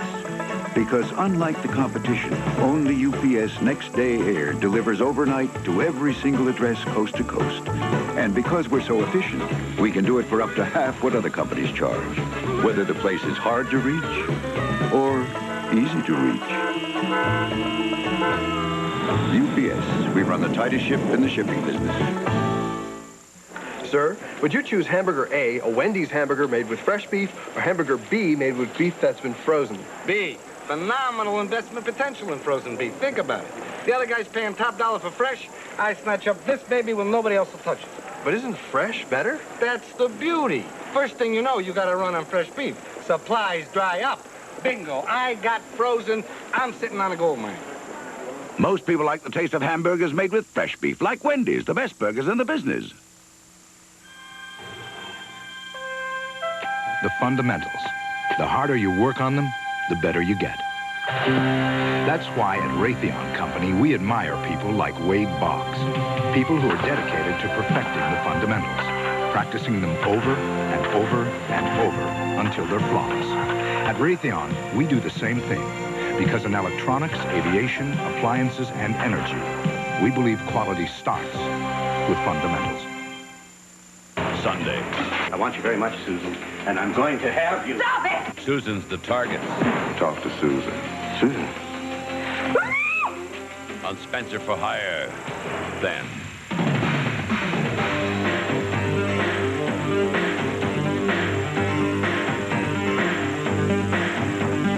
Michelle Pfeiffer and Al Pacino in an unforgettable performance, Scarface. Parental discretion advised. After Spencer for Hire, Sunday. Ken Daly coming in to pitch for the Cardinals. The inside pitch on Daly from Tony Gwynn. Ken Daly's a two-pitch pitcher, fastball, curveball. And I've had a lot of success going to the plate and just sitting on the fastball because he's got a reliever's mentality. He's not going to let you beat him with his second best pitch. He's going to make you beat him on his best pitch, which for him is a fastball. And he comes in here to face Gary Gaetti. He faced Gaetti the other night. Daly getting in some work in that 8-4 Twins victory in Minnesota. He struck Gaetti out with the bases empty in the 7th inning on Sunday, and he faces him here with the bases loaded and 1 out. That's Smalley at third, Newman to his lead at second, Herbie Puckett at first. 7-2 St. Louis with 1 out. Gaetti, one of those aberrations, he had a better average against right-handers than lefties. He hit only .235 against left-handed pitching this year. And he pops it back out of play, 0-1.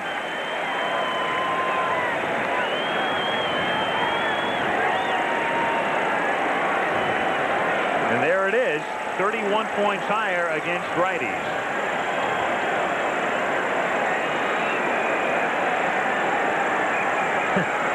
Tom Kelly, that's the first laugh in World Series history from the manager in the 7th inning down by 5.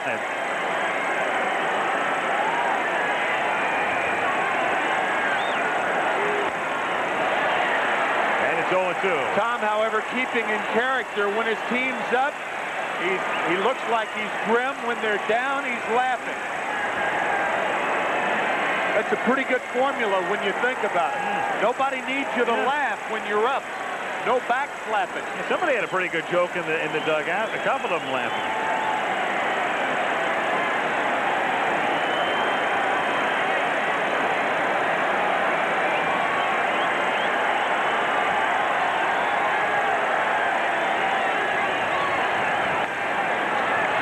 That's out of play, so still 0-2 on Gary Gaetti. You know, that formula of Gaetti batting 32 points lower against left-handed pitching, you would rarely see a left-handed hitter hitting much better against left-handed pitching than right-handed pitching.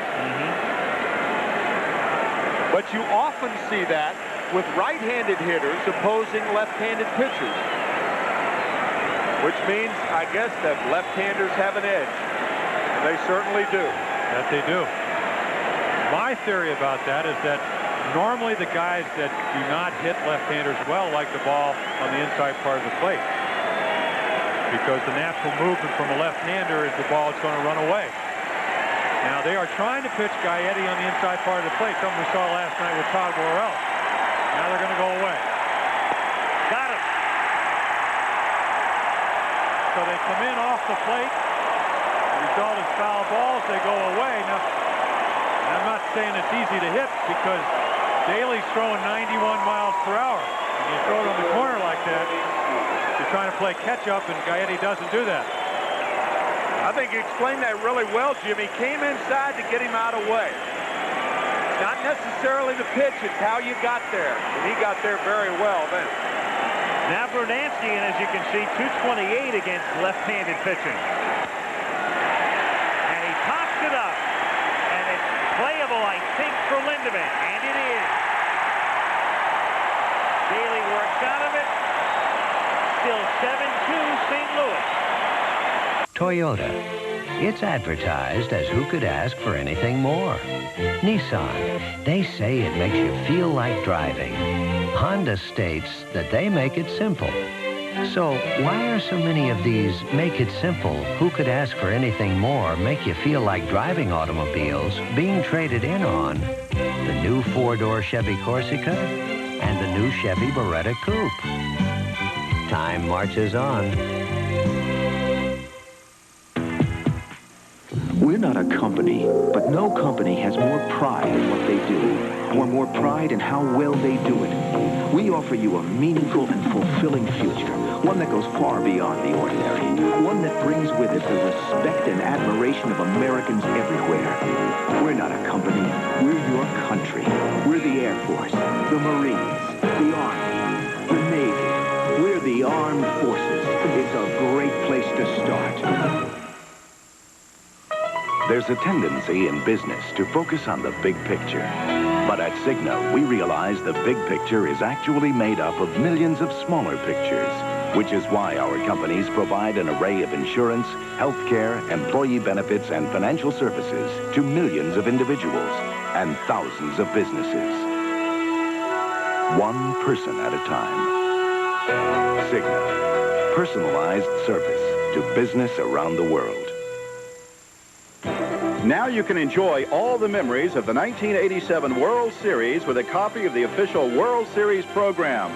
With more than 90 pages of facts and figures, it's a real collector's item. To order your souvenir program, just send check or money order for $6 to World Series Program, Post Office Box 87, Trenton, New Jersey, 08651. That's Box 87, Trenton, New Jersey, 08651. Please include your proper return address. The preceding was furnished by Major League Baseball. Bernansky can't get around on the Ken Daly fastball, and he's obviously miffed. The agony and the ecstasy.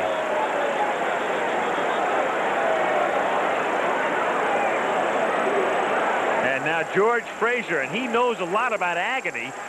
The last time Frazier pitched in the World Series in 1981, he lost 3 games. Here's the inside pitch on him from Paul Molitor. Well, what makes George a difficult pitcher to face is that he has a herky-jerky motion, and he also has several release points.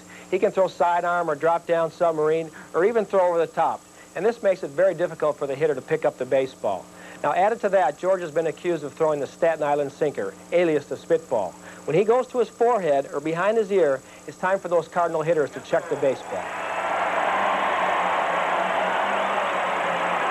And going back to that 81 World Series, Al, you and I had a chance to work together. 3 of the toughest losses. Did not deserve to get them, did not pitch poorly. And I was talking to Dick Such about George Frazier, and he said he got buried in Chicago by some of the broadcasters, and it's taken him a long time to recover. Great stuff, over 90 miles per hour. Occasional spitter, pretty good breaking ball. But what bothered him this year was the forkball. He hurt his fingers throwing it.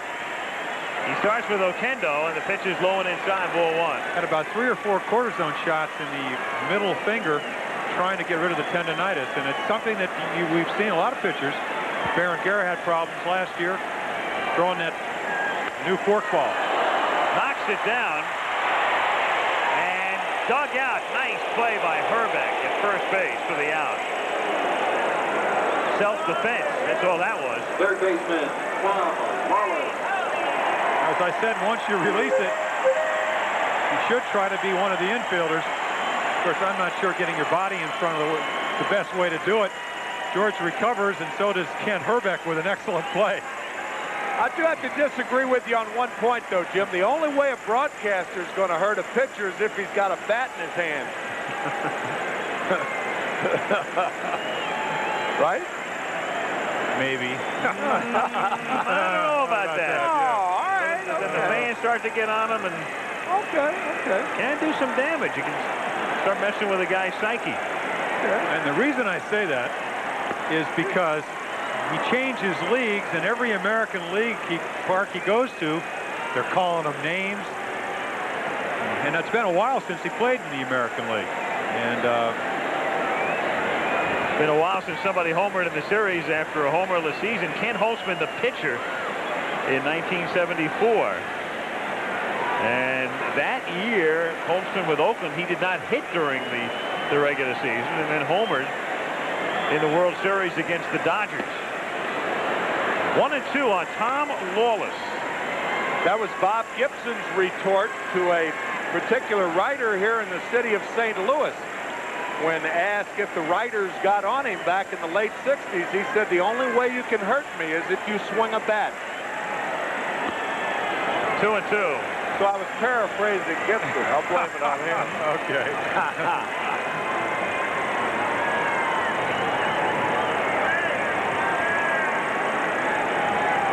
One out, bases empty.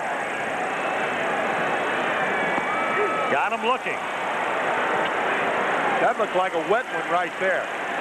No? Split finger fastball? Looks like a hanging breaking ball to me. Let me ask you this. Wasn't that Staten Island sinker, wasn't that coined by George Bamberger? Oh, yes. Your ex-pitching coach? It wasn't the dry sinker. As Art Fowler, who worked for Billy Martin, taught all the Oakland A pitchers. Looks to me like just a hanging slider that a lot of times is called a ball, especially in the last year, but John McSherry thought it was just low enough to call it a strike. Ken Daly now. Not a bad-looking swing, 0-1. I'm talking about that finger injury. What's happened, there have been a lot of pitchers with a new split-fingered fastball, which is thrown separating your fingers, that have had problems. Because it seems like the guys with the most effective ones have the ability to spread their fingers, but it takes a lot of strength to throw that pitch. It comes out of your fingers a very unusual way. Look down from the blimp at Daly, who did not hit this season because he's a left-handed short man out of the bullpen. And off times, he's in key situations just facing a couple of batters. However, his lifetime average is .258, so Ken can swing the bat. You would think.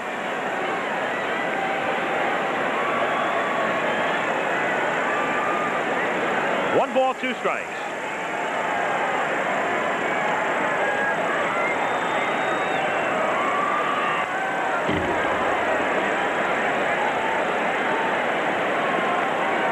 Ken Daly. Well, he can go home someday and show his at-bat to his grandchildren from the Goodyear Blimp Enterprise. 2 out, bases empty. Bottom of the 7th inning. 7-2 St. Louis. And down he goes. To the 8th we go. 7-2 Cardinals.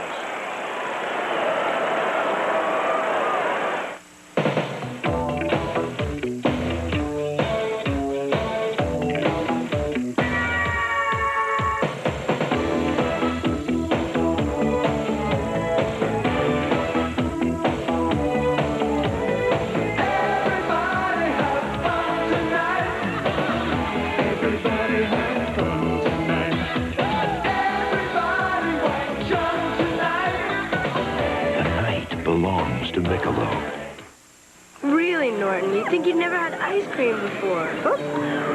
There's only one camera system you can buy that lets you hold the picture in your hand while you still hold the feeling in your heart. The Polaroid Spectra system. Campbell's introduces special request soups with a third less salt than our regular soup, because not everyone's taste is the same. At the bottom of it all, soup is good food. Campbell's. What if things you never thought of in color were suddenly in color? That's how we thought of our new Delta faucets. Faucets that make a splash even before you turn them on. We designed them so you can design with them. Colorful Delta faucets. They'll color the whole way you look at faucets. And maybe everything else. Delta washerless faucets. Designs that last. Every day, over 30 million AT&T calls go through on the first try. Thanks to a remarkably intelligent network that forecasts traffic, anticipates tie-ups, and determines the quickest way around them. All in less time than it takes to dial. The AT&T network, you can call it the mastermind of long distance. Glad I got through. We're reaching further to bring your world closer. AT&T, the right choice. Like a shimmering jewel, Busch Stadium on a cold, clear night in St. Louis from the Goodyear Blimp Enterprise, where the St. Louis Cardinals are leading the Minnesota Twins 7-2 in Game 4 of the World Series. This Saturday, Purdue against Iowa at 12 Eastern Time, except on the West Coast, if necessary. And that means if the Cardinals win tonight, there will be a 6th game of the World Series Saturday afternoon in Minneapolis. And on the West Coast, the Cal Bears and the UCLA Bruins. 8th inning, Ken Herbeck the batter. Herbeck, Laudner, and Gagne.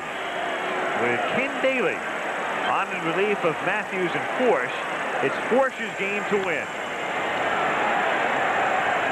1-1.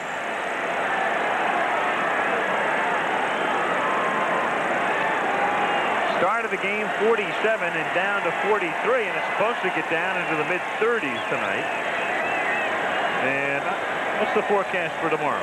Anybody here? About the same, I understand. I'll tell you, in this series so far, it's really not hard to pick out the most exciting inning, is it? Number 4 is ringing true. Bottom of the 4th. Wow.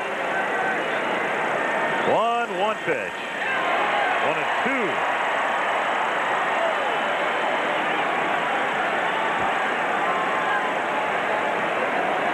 Seven runs, 9 hits, and 1 error for the Cards. 2 runs, 6 hits, and 1 error for the Twins. 2-2.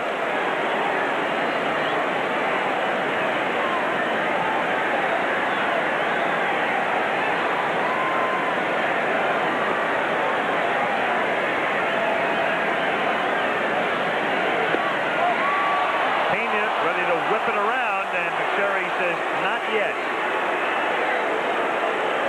I think Ken Daly overmatched 2 people there, Ken Herbeck and John McSherry. What a pitch.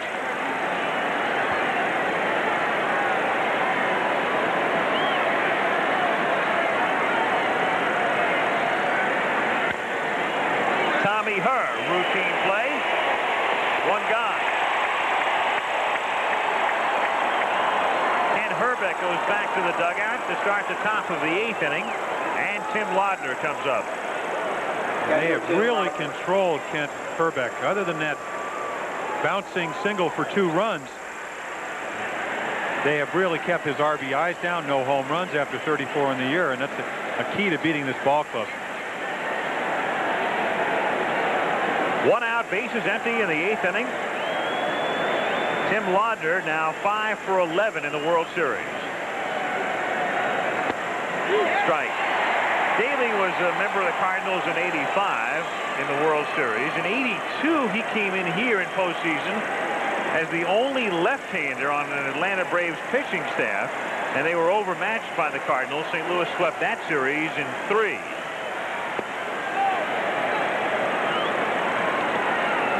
Tell you, getting back to Herbeck, it's a very difficult thing when you have mostly right-handed hitters in your lineup, and you have to face the left-handed pitching that the Cardinals have. It's tough for a left-handed hitter to face the Cardinal staff at any time. Danny Cox, the right-hander, and then Todd Worrell, the right-hander. Mixed in Bob Fortune. For the most part, outside of Lee Tunnel, you got 5 left-handers, 4 right-handers, and they are all quality left-handers. So that's one reason, I guess, the lefties of the Cardinals have held Herbeck down so well. 2-2 the count on Laudner. Say, if a left-hander starting the game, he says, come on, you right-handers, get this guy out of there. The same thing for right-handed hitters when a right-handed pitcher really starts. reflects itself in the power numbers. Yeah. 34 home runs, 28 as you take a look at Keith Atherton. 28 from the off right-handers and only 6 off left-handers. And the batting average about 230. Collectively up in the 280s, 285. Ball 3 to Laudner. Full count. Atherton is throwing, and there's Don Baylor, possible pinch hitter, because Laudner is the number 7 hitter. So if they've got to go to the bench, it'll be Atherton to pitch in the bottom of the 8th. 1 out, bases empty. 3-2 on Tim Laudner.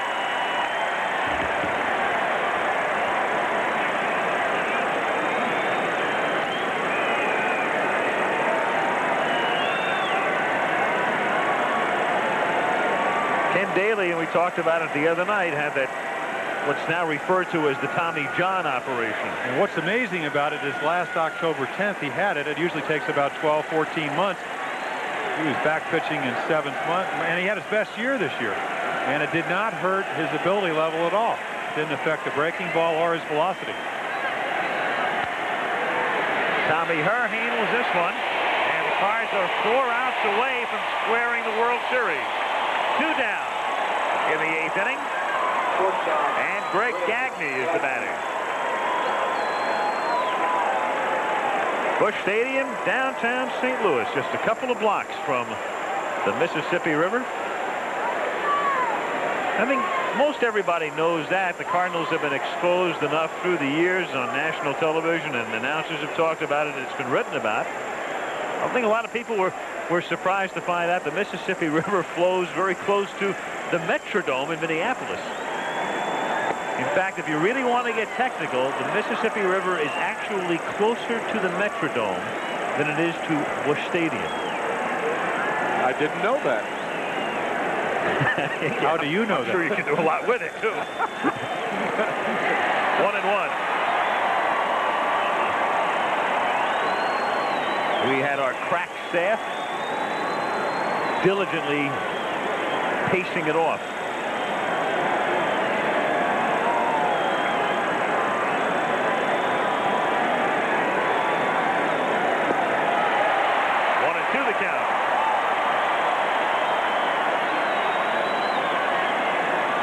This is what Tony Gwynn said. He usually goes with his fastball with a big lead.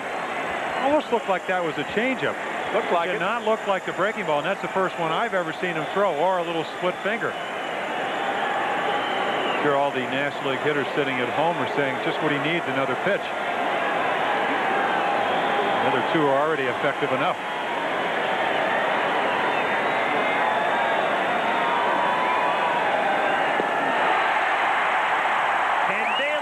The Twins down in order, and at the end of 7.5, Cardinals 7, Twins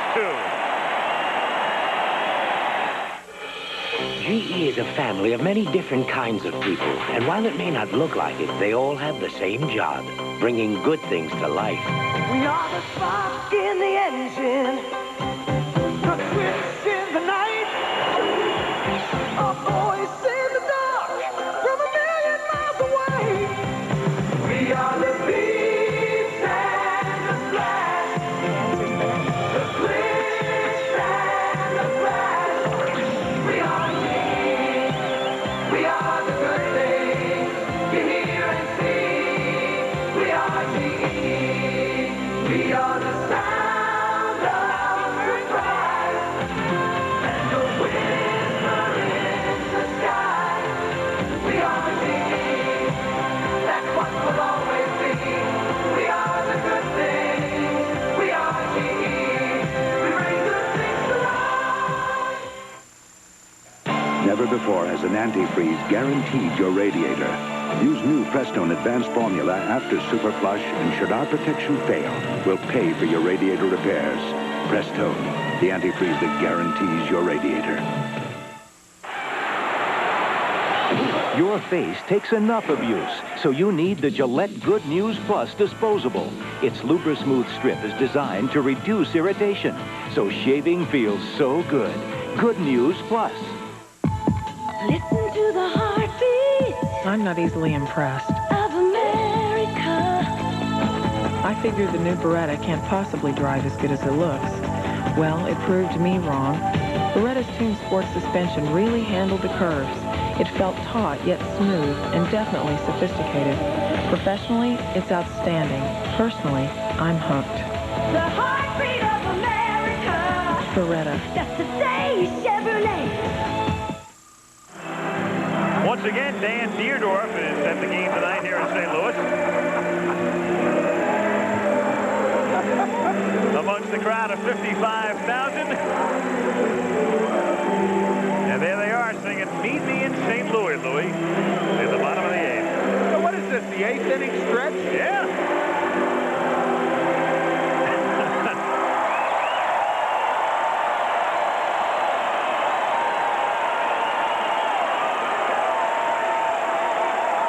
Bottom of the 8th inning. A reminder, Sunday, November 1st, America's biggest marathon, 22,000 runners in the New York City Marathon. And you'll see it here on ABC Sports. Time is reflected at the bottom of the graphic, and that's in the morning, Sunday, November 1st. What are they doing, looking at Lawless's bat? How in the world did he get it out of here?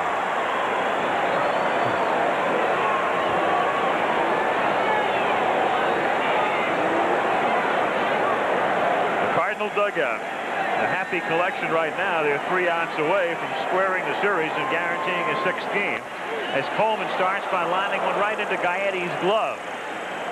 So 1 gone in the bottom of the 8th inning, and it will bring up Smith.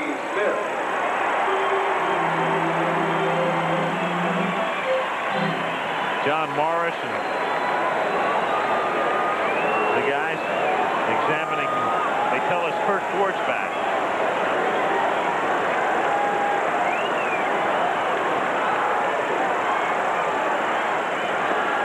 Jose Oquendo, the batter, and the count 1-0. I beg your pardon. Ozzie Smith is the batter. What was it a former colleague of ours once said? Excuse me, I had a misshapen scorecard. And Ozzie hits a high fly ball to left center field. Gladden is there and makes the catch, and there are 2 down. Yes, he will not get away that easily. There's a big difference between Jose Oquendo and Ozzie Smith and Greg Luzinski and Lonnie Smith. Yes. You've got a very good memory. Yes. Well, I also have had a misshapen scorecard. Right. 2 guys. Tommy Herr is standing in. Let's see where broadcasters can not only affect pitchers. Oh, yeah. The pitch is inside, ball 1, 1-0. Oh, yeah? Oh, yeah. Oh, we can't get too jovial. They'll say we're not objective. Who will? They will. Anyway. Cardinals, there's Lawless in the middle, number 12. It's already concerning. I'm going to have to answer all those questions. They're going to ask the same question you asked. How did you do it? Ripped into right field for a base hit. So Tommy Herr with a 2-out single. And it's the first hit off George Frazier. And it will bring up Lindemann. When the Twins come up in the top of the 9th inning, it'll be a pinch hitter for Frazier and then Gladden and Newman. Tom Kelly, and he's got Wayne Terwilliger seated next to him now. Wayne Terwilliger, we talked about him the other night. His whole life in the game of baseball, long career, and he finally makes it into postseason play. You know, in the short period of time that Steve Carlton was up in Minnesota, he and Terwilliger became very good friends to the extent that they had dinner together the other night. And Steve Carlton at the game tonight with his wife, Bev. Not eligible, of course, to play in postseason play, but as we mentioned in Game 1, will be back next year, invited to the Minnesota Twins camp.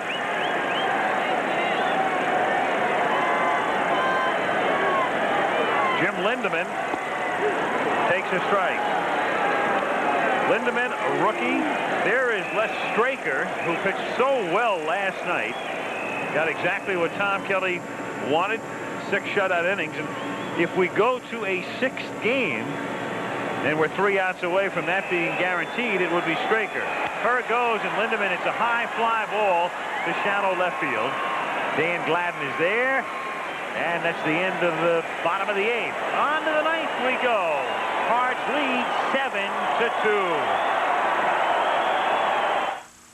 There's a tendency in business to focus on the big picture. But at Cigna, we realize the big picture is actually made up of millions of smaller pictures, which is why our companies provide an array of insurance, healthcare, employee benefits, and financial services to millions of individuals and thousands of businesses. One person at a time. Cigna, personalized service to business around the world. I don't know. What are you going to do? I don't know. I'd go to college. Me too. If I had the money. Yeah. So what are you going to do? I don't know. What are you going to do? You don't want those fries. What are you going to do, Jack? Eat your way to college? Really? I'm going to college on the new GI Bill. You serve full-time in the armed forces or part-time in the reserves, and you earn a lot of money for tuition. The GI Bill. Are you using that pickle? For young men and women in the armed forces, it's a great place to start. See a local military recruiter. These days, people talk a lot about truth in labeling. At Budweiser, we started our own truth in labeling program over 100 years ago. And what was true 100 years ago is still true today.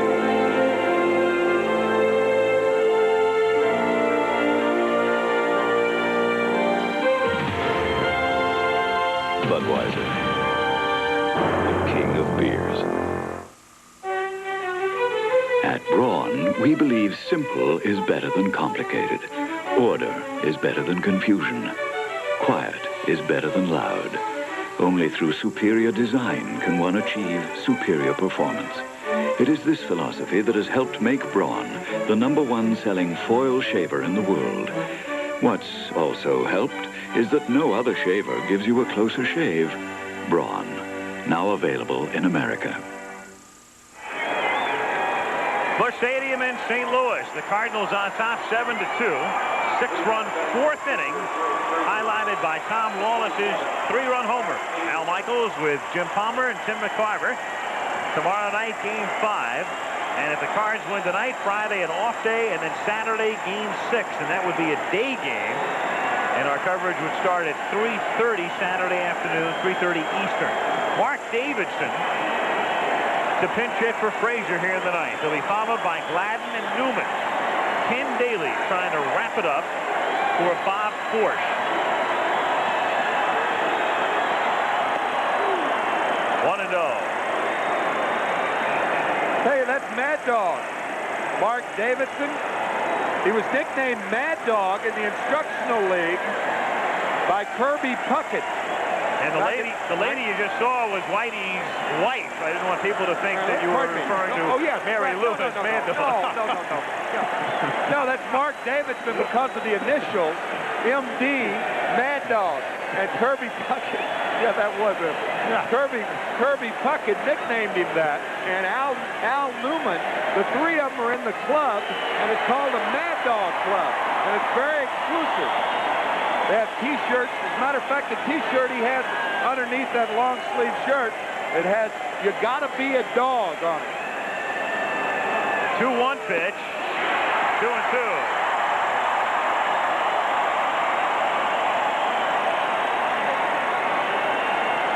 Tomorrow night, we know it'll be Blyleven. There's Puckett waiting in the dugout. He's due up fourth in the inning.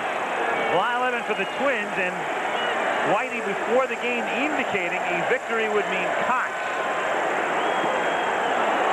3-2. There is John Tudor. Now he would pitch Saturday in Game 6. And next to Tudor is Cox. To deep center field where it's 4:14 and McGee goes back about 4:09. One guy. Surprising power from Mark Davidson. Only one home run on the year. Known for his rocket arm. Pinch running ability. Pretty good speed. But that's what this park's all about. Get him to hit it to center field, and you got to be Jeffrey Leonard, as he did. He's one of the few guys that in the playoffs went out in center field. Our producer, Kirk Alley, director, Craig Janoff, Peter Lasser, our pregame producer, Mike Blazer, Rich Gilbert, TDs, Rob Cowan, Earl Fryman, associate directors, Bruce Clark, Mike Cohn, Nancy Stern, assistants to the producer, Jerry Bobby, and our tech manager, Chuck Mertz, Peter Grimm, unit managers, Mike Farrell, Margaret Beauvais, telecommunications to Steve Hurt downstairs, and Alan Roth up here. Our kudos. 1-1 the count on Gladden.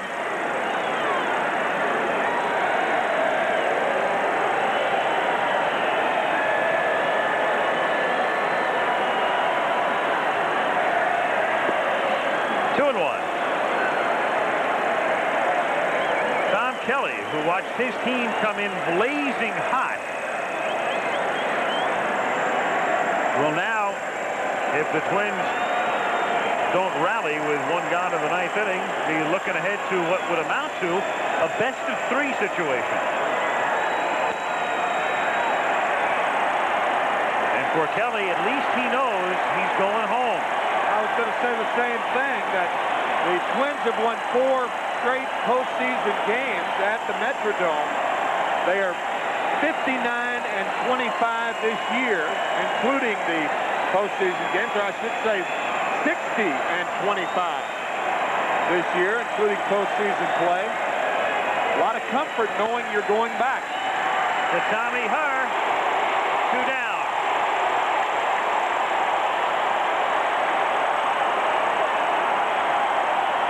Daly has now set down all 7 men he has faced in this game, and all 4 he faced in Game 2.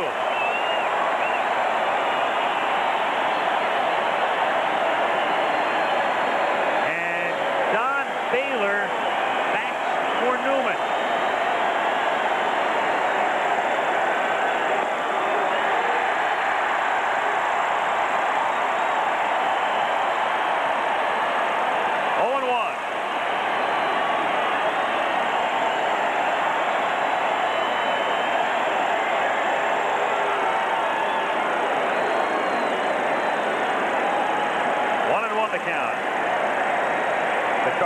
with Mike Rourke on the right, trainer Gene Gieselman and Nick Leva and Red Stainbees, and the leader himself, Doral Norman Herzog.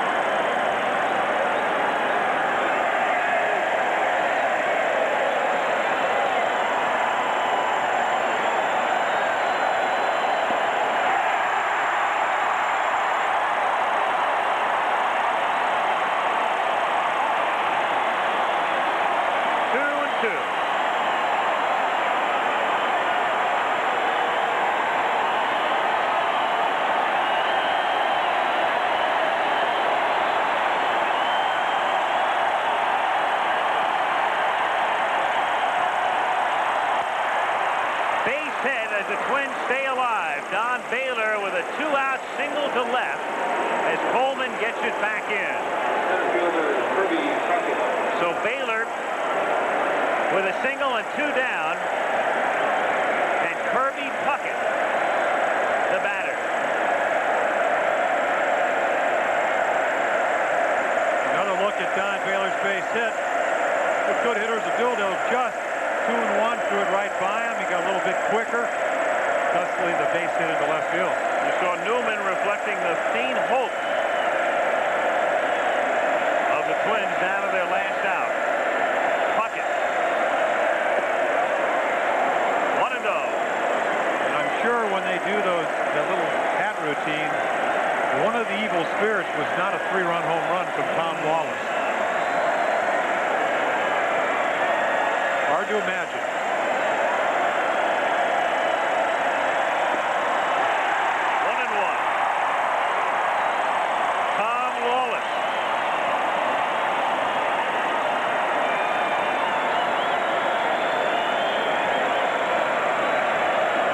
People are going to remember that he hit 080 in 1987, but a lot of people are going to remember what he did in Game 4 of the World Series. And again, the Twins are down to their last strike. 1-2. Herbeck.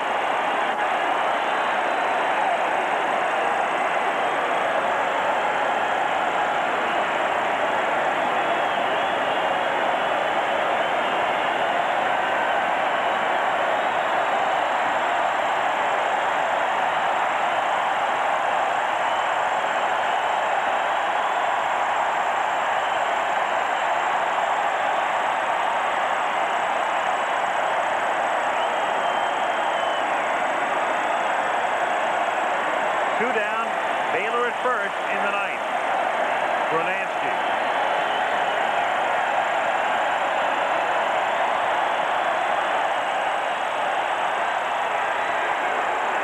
Two and two. Don't get the call from Kaiser.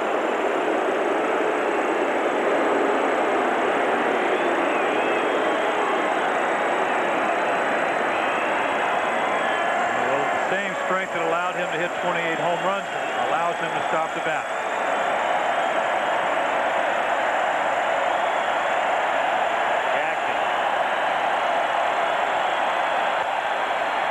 To Smith, and the World Series is a best of 3.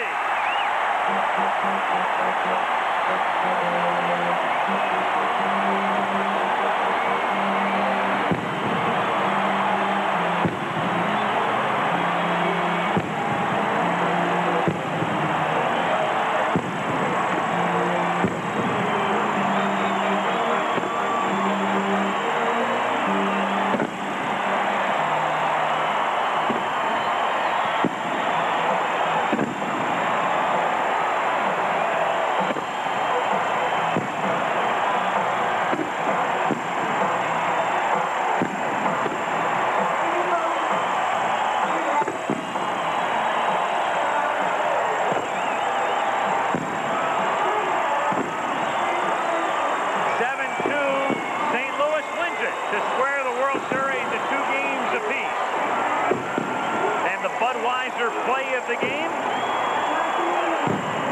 Tom Lawless. 2 on, nobody out in the 4th inning with the game tied 1-1. And Frank Viola pitching. He had hit 1 in his career.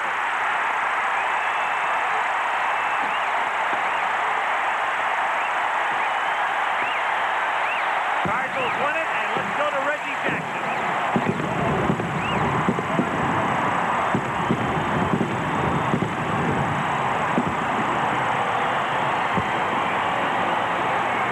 Who was Tom Lawless? He certainly showed me and the rest of the country, Tom.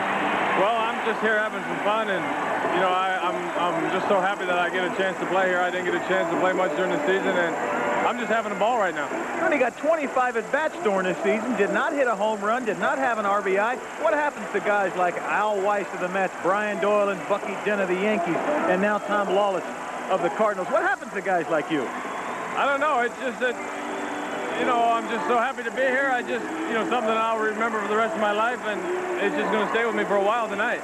You know, Tom, I always wonder, when a ball club loses the World Series like they did so badly in 1985 when they seemingly had it won against the Kansas City Royals, are you guys on a mission? It seems as though you beat the Montreal Expos, shut them out twice, you came back, you shut the Giants out twice, now you lose 2 ball games up there, you seemingly seem down on your back, now all of a sudden you come with a great comeback here at home. It's been like that all year. It's like a mission for us. We weren't supposed to beat the Mets. Then the Expos played well. We weren't supposed to beat them. And losing in '85 when we thought we had it won really hurt us. So we got here, and we want to win bad this year. So we're going to, you know, everybody wants to win, you know, 24 guys. Heroes are made in October, buddy. Keep it going. Let's go back to Al Michaels.